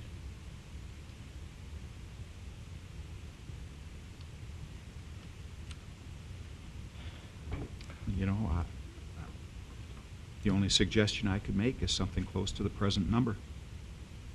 But- 14. But I would be interested if we can find a way to state it, that number could be increased if the city size increases. And I'm not sure how you do that, but maybe that can't be done, I don't know. If our jurisdiction ends up being 3 or 4 miles further west, then I don't know that it's reasonable to stay with the current number. If we don't have a maximum number of some kind, then I'd want to see the spacing distances changed. I think that's, there's an easy way to put a number in there, and then how to change that in the future, even though you don't like to go back to ordinances. But that's very workable, isn't it? It's no different than going back and changing a liquor license, or the way it's written, that you can add a liquor license if whatever, and there's property that's annexed, you can sell another liquor license. And before Matt has a chance to even answer, the more I think about this, the spacing would be the easy way to do it, I think, for our staff. So spacing, you're on board with spacing? But I don't like the 500 then. I don't either. I don't like the 500. And that's why I say we go 500 to 1,500, why not 800 or 1,000 or something, or whatever? Pick a number. Maybe 500 is established because the federal government, they reminded us yesterday of what they can do for us. So to talk about any wisdom coming from what federal regs allow or state as 500 feet, I think we should ignore it. And maybe that satisfies the sign companies, that every 500 feet you can recognize what's on that sign and get a message from it. But for our own purposes, for the betterment of our community, maybe it should be 700, 800, 1,000, whatever. And that, too, I think you're right, 500 is too close if we don't have a number. If you use your example of within that mile stretch, you can get 10 signs in. I mean, if you were to take it to that, take it to about 1,000, I mean, that would be 5 signs. I mean, to me, like 5 signs sounds a lot more comfortable than the 10. Yeah. I would fully support 1,000. I think that's a good number.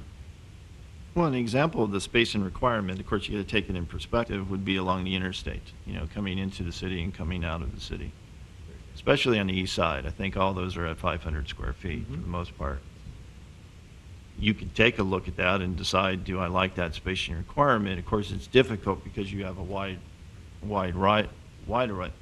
right-of-way compared to being in the city itself, where you have a smaller right-of-way and the signs are a little bit closer, you have buildings in between and so forth. So you get a different perspective on there. But that is, for the most part, it appears to me to be about 500 feet. A lot of those signs are. And some of those are on an incline where, you get a different perspective instead of on a flat road. But I too, if there's no number, I think we ought to go to a wider spacing. And we can always go back to that ordinance and change it, right? If there's enough pressure or reason to. He doesn't want to do that. I'm with Matt on that. I don't think putting ordinances in, change them down the road is something we want to do. I mean, no. We should, if we're going to write an ordinance, let's write it that it's going to stick around for a while. I agree with that. So then 1,000 feet is good. And then would that you know, going along with the logic of what Ed suggested with the signing distances, so then a reasonable sign distance for the digital sign might be more like 2,000? Because we're talking about we're operating in thousands, right, following the math. What are you thinking, Matt? I think Ed had mentioned that the 500-foot spacing distance has been established as a fairly standard distance for billboards. That's what you see along the interstate. To vary from that, I think we would have to establish some factual basis or some rationale as to why we wouldn't follow an industry standard or something that is allowable pursuant to federal regulations and industry standard. That's easy to do when you follow an industry standard. That's, you know, the rational basis is fairly well established. If we want to double that and go to 1,000 feet, then I think we're going to need to do some work to establish what that rational basis is, other than simply being arbitrary and doubling the distance. Well, Matt, wouldn't it still maintain a rational method if as a community or like from a cultural basis, we would feel like half of what the standard would be? Is because you understand the standard, that's the example that's said of the 500-foot spacing. We could then say, well, as that standard, we feel like half of that density is a little more suitable for the type of community that we're developing. Or putting it another way, you know, we're using the word arbitrary, but we're making a judgment call. We make judgment calls on this planning and zoning board all the time. That's, you know, when you talk about quality of life and aesthetics and those kinds of things, those are judgment calls. This ordinance is all about is how this ordinance serves the public of Dickinson and Stark County. How does that ordinance make us preserve and maintain our standards and our way of life and what we want to go forward in the future? How is that ordinance going to make this a better community? And I think we have to recognize the 500 feet on the interstate. We have to recognize 90-some% of the interstate is in rural, very, very rural North Dakota, not in our community. Well, that's my question too. Is, I mean, the spacing does it. I mean, is it really an issue? I mean, it's going to limit the signs. I mean, we're limiting it already to certain zoning. We're limiting it to only certain roads. I mean, it'd be different if we were saying, yeah, any road in Dickinson, you know, there's a possibility you could have a sign. But when you're along 22, you're along the interstate, you're along the business loops, I mean, there is no residential really out there. I mean, if it wasn't within 300 feet, we have the right to restrict it. So, I mean, we just keep going back and forth. I mean, a number of signs, I mean, change the spacing. I mean, I think we're already doing that. I mean, we're already trying to protect the residents. Is 10 signs along the interstate going to hurt our way of living any? If they're in a commercial zone out in the middle of nowhere? No, I don't see how.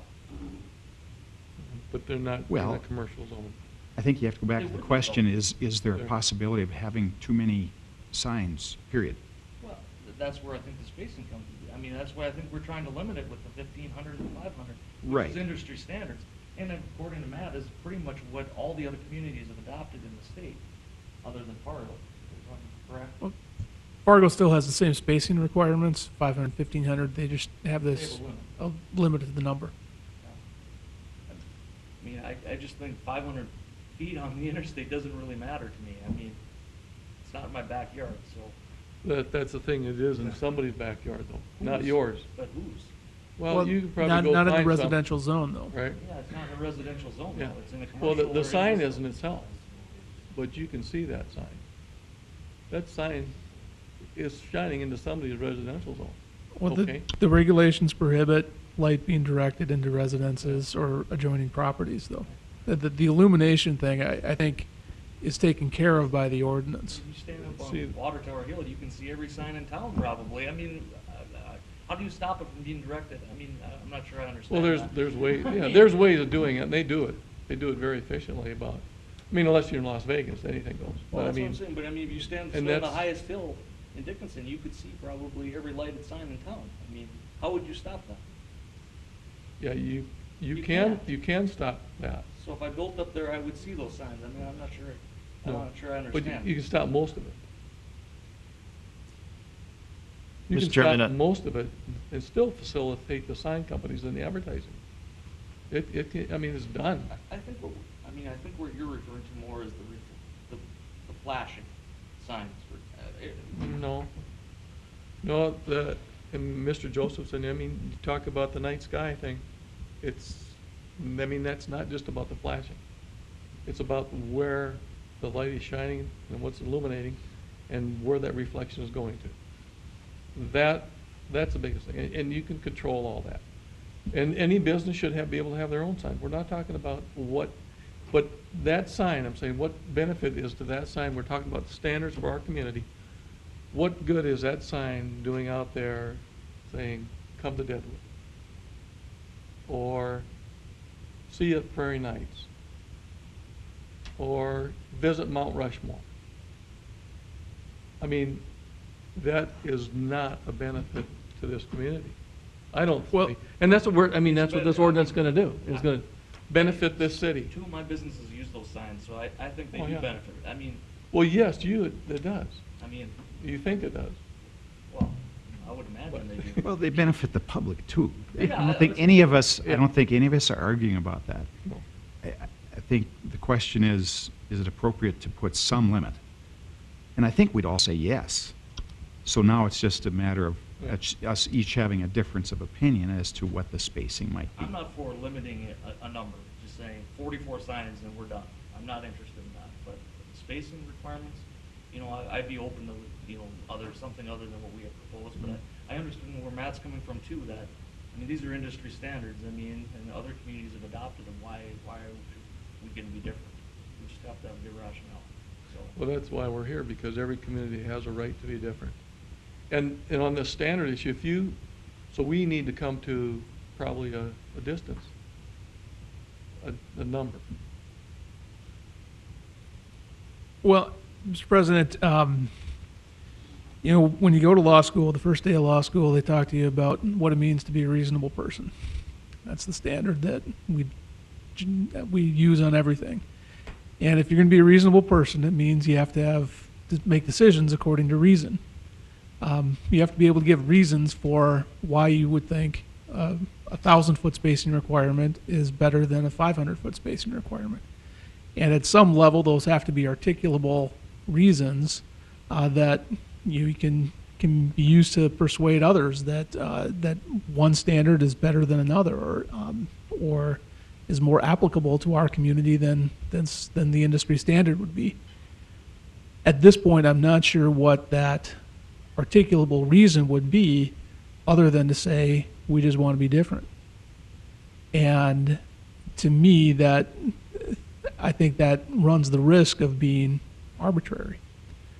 We do make judgment calls, or you as a board make judgment calls on these issues all the time when you're deciding zoning districts and you're deciding plats. But we have given ourselves as a community a rational basis for making those decisions. We went through a comprehensive plan process that produced a document that's several hundred pages long about what we want our community to be like and what sort of zoning designations we want to be. That gives us a fairly good rational basis for making the zoning decisions that you make. At least at this point, I don't think we have that for varying from an industry standard on the distances for billboard signs. We can perhaps develop that and go through that process, but at this point, I don't see it.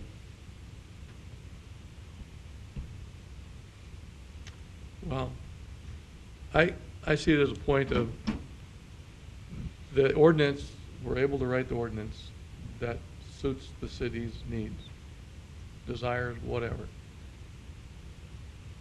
Because someone presented us with something that the federal government allows. I don't think we should have to take that as an industry standard. We are not a sign company. They would like to do that for their purposes, or maybe they wouldn't. We don't know, but they're telling us that. But we also can be more restrictive than the state or the federal government in whatever ordinance we want to implement for whatever purpose, all the different ordinances we have. And that should be no different with this. Am I correct there? I think you have to be able to articulate the reasons. The reasons are lighting. The reasons are safety. The reasons are view. What reasons are valid? Could I, I guess to explain my thinking with the sign code, or a density of half of what we currently are talking in spacing, so to propose a 1,000-foot spacing rather than the 500-foot spacing is, in my mind, I'm thinking of about half of the density I might see west of Interchange 59. My desire, or my thinking of why that half density or a lesser density of signs or billboards, my thinking is I've been a part of a community that's twice or three times the size of what Dickinson will become in the future that I think about. So we grow to 40,000, a population of 40,000. If you compare us to Bismarck or something, we're half that size. And I think, when I look at what the community might become, I'm thinking to me, 40,000 is still a relatively rural community. And I think that there's some things we can do through planning and zoning that would set us apart from Bismarck or Minot, and kind of maintain this kind of more rural feel. And I see signs or billboards as a big part of that. Is less signs seem like I see it as a quality of life. I mean, to me, I think less signs maintains kind of a more rural feel. And I think that's what we got going for us. I mean, the community has been more methodical in how it's developed. It's been less haphazard, and I see this as one of those important things that we can do. I mean, I think it is rational to suggest something that's half of a density that's an industry standard, because it's to me it's tangible. We can look westward and see what the density is and think, well, about half of that seems more palatable to me from a standard of life perspective. At the end of the day, whatever we decide here is going to still be in the hands of the commission, right? I mean, we're not changing the ordinance. I mean, we're going to give the commission our thoughts on it, and they're going to make their own decisions anyway. Am I incorrect in that? Well, I think what we come to a consensus here, or any changes in it will be passed along to the city commission. You're right, Jason. You are right. The way you stated that is correct. But I tend to agree with Ed. I think, we've really beaten this to death the last couple months here now, and I think that the commission's going to go along with whatever is recommended here. Could be wrong, but. And they wanted us to beat this to death because it's important. And Matt does too, because he doesn't want to see it again. He does not want to revisit this once it's out of his hands, right? I believe in clear and simple rules. And Matt, I got to tell you though, my brother-in-law and my father-in-law were both judges and attorneys, and neither one of them were ever reasonable with me.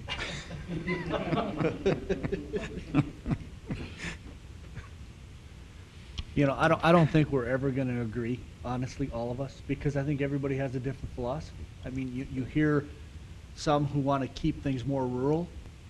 I don't know that I feel that way, honestly.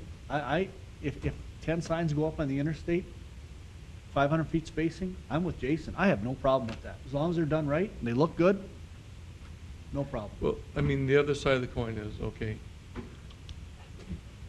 I think the signs on your personal business is great, that's great. But you could care less if you put a sign out in the country. It doesn't matter. So what about that chicken coop and stockyard? I mean, they want to put it right next to your store now. Is that okay? No, that should be rural. That chicken coop and stuff should be out in the country, right?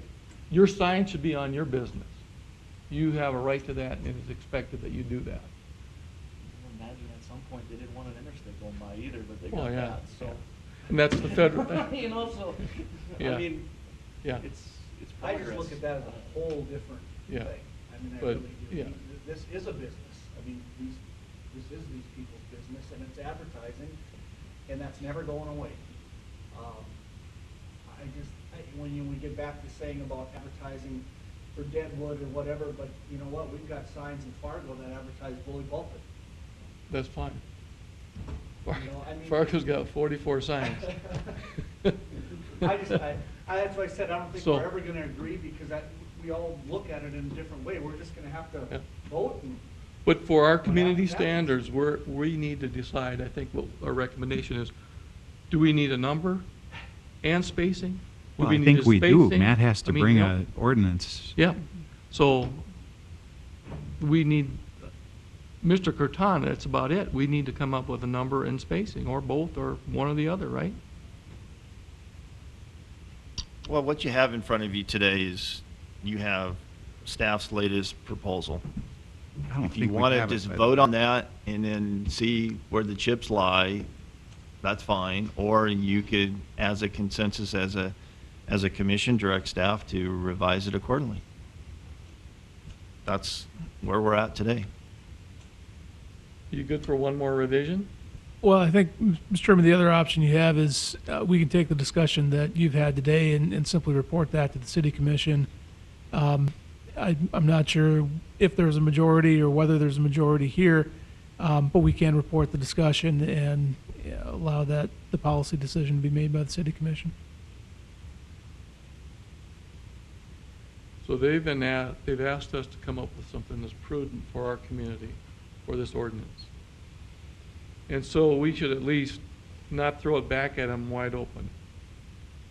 Are we gonna give them some parameters, some guidelines, saying, okay, go somewhere between 500 and 1,000 to keep the view? Go with a number between 15 and 25, or, I mean, do we give them something, not just say, hey, you guys decide? I think Sure. we have given them that parameter. I mean, we came Yeah. up with this already, so, Yep. from something, so, I mean, they Yeah. can decide at that point. They could get our comments and say that, you know, some of us feel that spacing should be less, and some feel it should be left the same. And we can vote, obviously, it's probably gonna be 3-2. So, I mean, I mean, I don't know if that's necessary, other than to say, you know, we like the ordinance, some of us would like to see the spacing change. I mean, let the chips, let them, I mean, I think we've given them a direction, I mean, I don't think we have to have it in total black and white, so. Well, we have to remember, you know, we've come down to one issue on Yeah. on a sign ordinance that's got, Yeah. you know, how many pages long 40 is it? pages And, long or whatever it is, yeah. and the rest, I guess, we're ready to recommend, so it's probably fine. I think we let the spacing dictate the amount of signs, whatever that's gonna be. That's I my don't see any reason why the city commission can't ultimately decide that. Sure. But they should have some basis to go on, some recommendation that, something that's reasonable. Mr. Corton could say, okay, I heard all the discussions, and I feel that the spacing should be whatever. And let that go to the city commission. I'm not opposed to the spacing. Is that fine? I'm not opposed either way. If we increase the spacing or leave it the way it is, I think at least we have somewhere to start. I mean, I don't think, your thoughts are either, but. Well, Matt would like to see the finish, not a start. He doesn't want to revisit this. But, is that fine with you, Mr. Corton, you think? That, I'm not sure I'm ready to tell him to go revise that and then present something different. My opinion is. I'm saying we present what he's got and tell him we feel that, you know, maybe there's some difference, spacing should be an issue to look at. That's my opinion. But what we can do is present what we have here. And then to say that the planning commission was split, some in favor of Greater Basin and some keeping it as is. There was no consensus with respect to that. And then let it be up to the commission to decide where they want to go with that. That's fair. They know that it was a split decision, more or less, from the planning commission, and they can make a decision from that point on if they want to do the ordinance as it is presented today, or bring it back to you and say, we want a definitive decision, or modify it accordingly, which is true like they can do with any ordinance that is brought their way. So.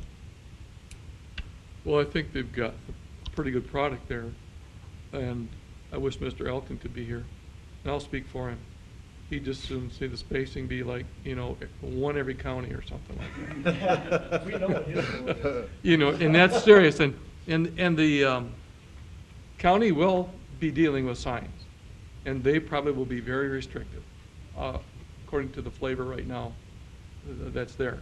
So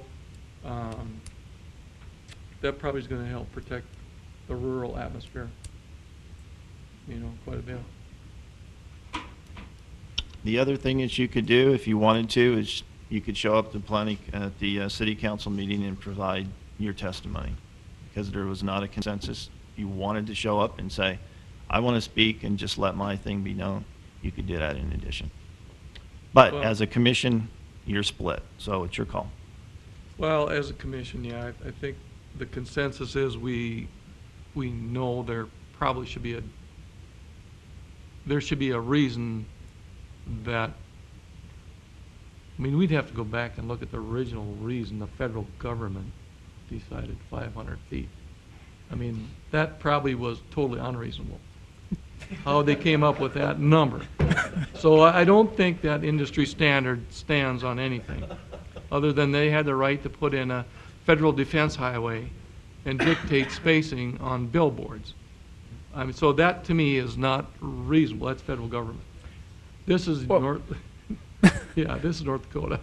But Mr. President, I think we probably have what we need from the Planning and Zoning Commission, and Mr. Corton and Mr. Josephson and I can take the comments you have and present that to the City Commission, and I think we've got what we need, though.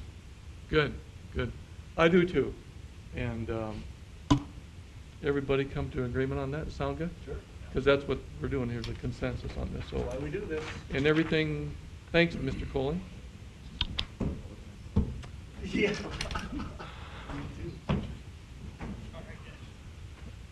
Yes, sir. I just have one question. My name's Mike Derby with Dakota Outdoor. We were provided last week a draft, but now I've heard the latest version. And we of the industry is it different from what we were provided? Our attorney was provided last week? Sounded like it was. I think our attorney will speak to your attorney. That's a fact.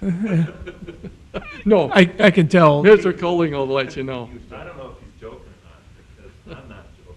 Well, this is my industry and my yeah. livelihood, Yeah. and I hope this is being recorded and It televised. is, it is. Because, This is, you know what? Did you ever, once during this meeting, it's a workshop, ask for any opinion from the industry? No.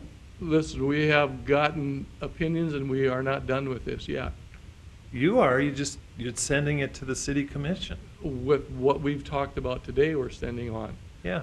And yes, we'd be glad to hear your comments. That's why I'll let you come up. I don't know what to comment on. Is this the same draft that we received last week? Or are there changes? I was under the impression, listening to Mr. Corton, there's been changes. Mr. President, I can Sure, address Mr.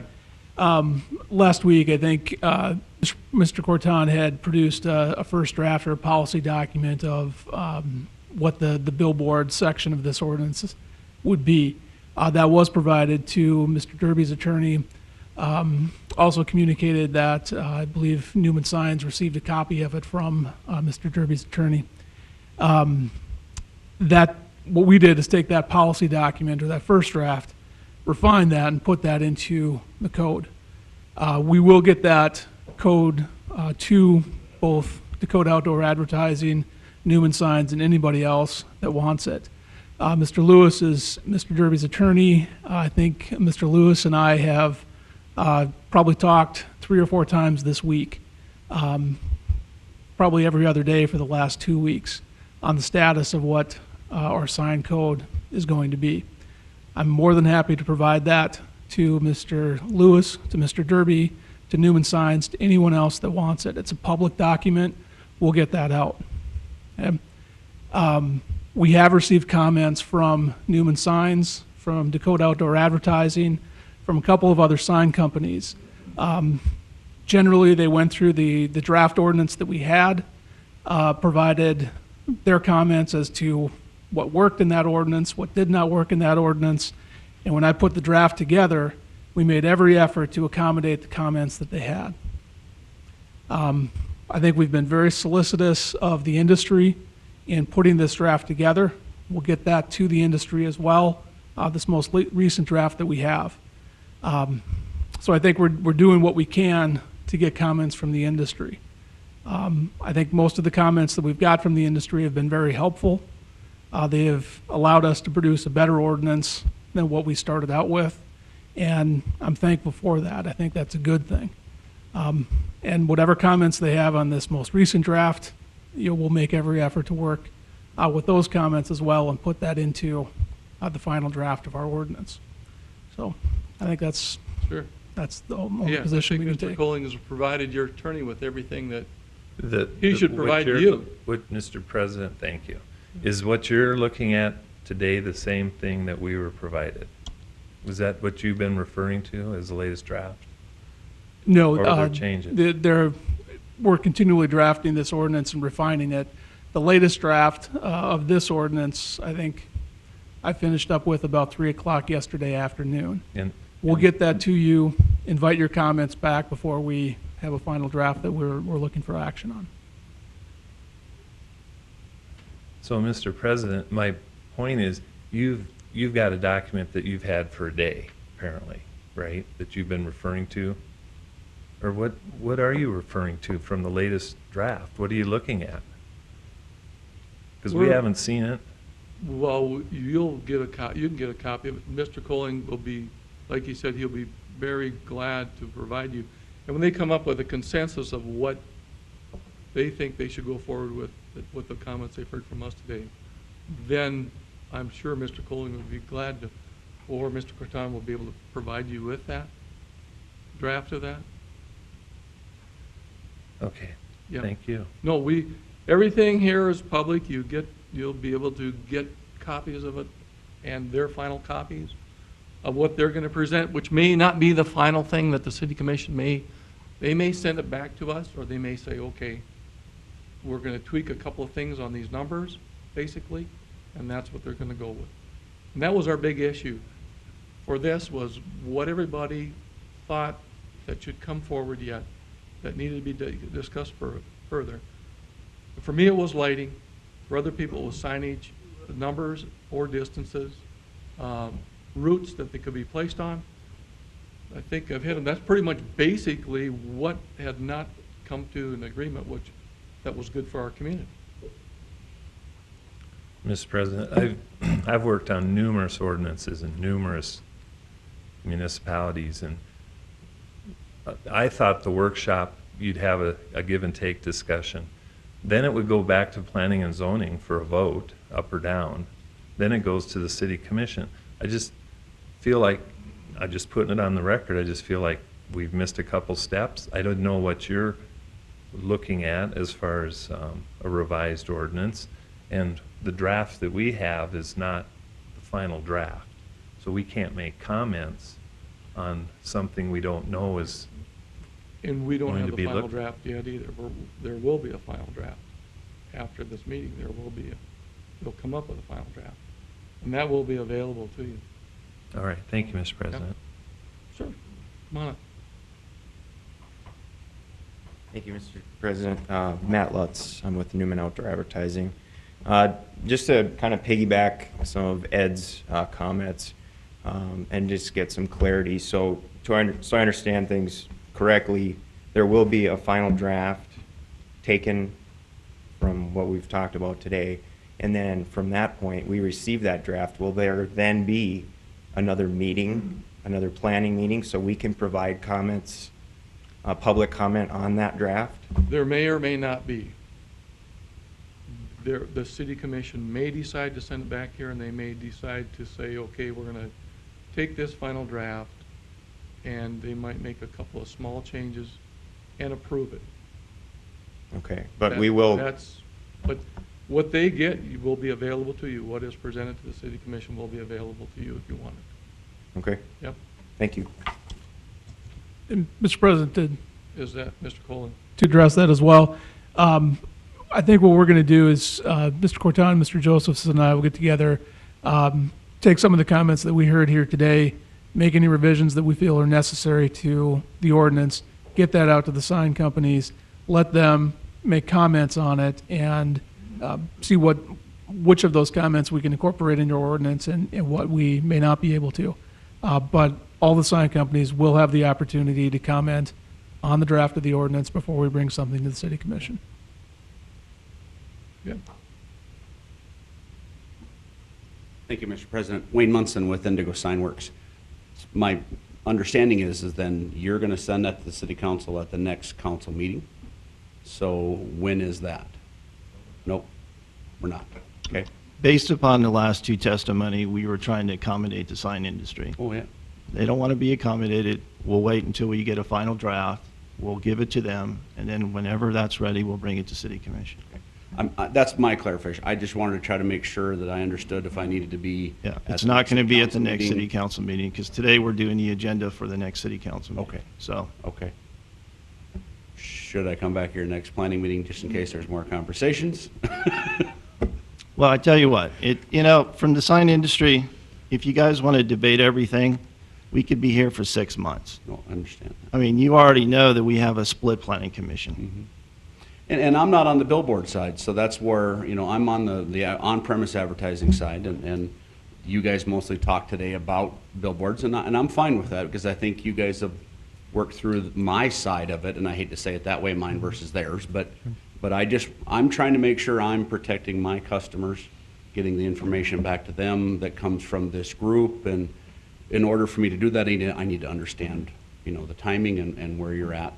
I came yesterday trying to get a rough draft so I could read before today, and it wasn't available, and so I'm very happy to come to the meetings and participate any way I can. I'm just, like I said, I'm just trying to make sure I get the information so I can share it with our customers.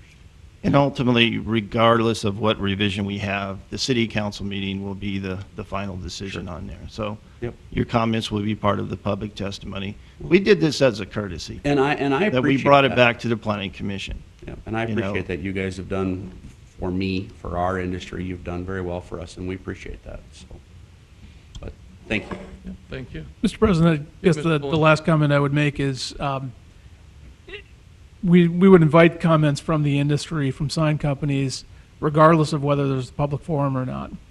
Many of the comments that we have got that have been very helpful from the industry have been just in emails or documents that the industry has been able to provide to staff, whether to Mr. Corton or to me.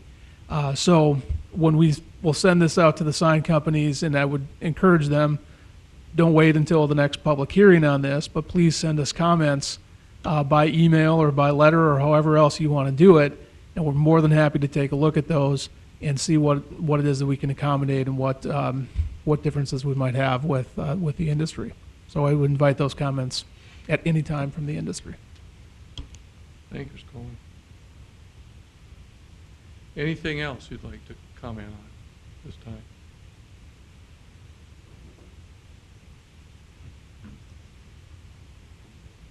Thank you very much. Thank you, Mr. Coleman.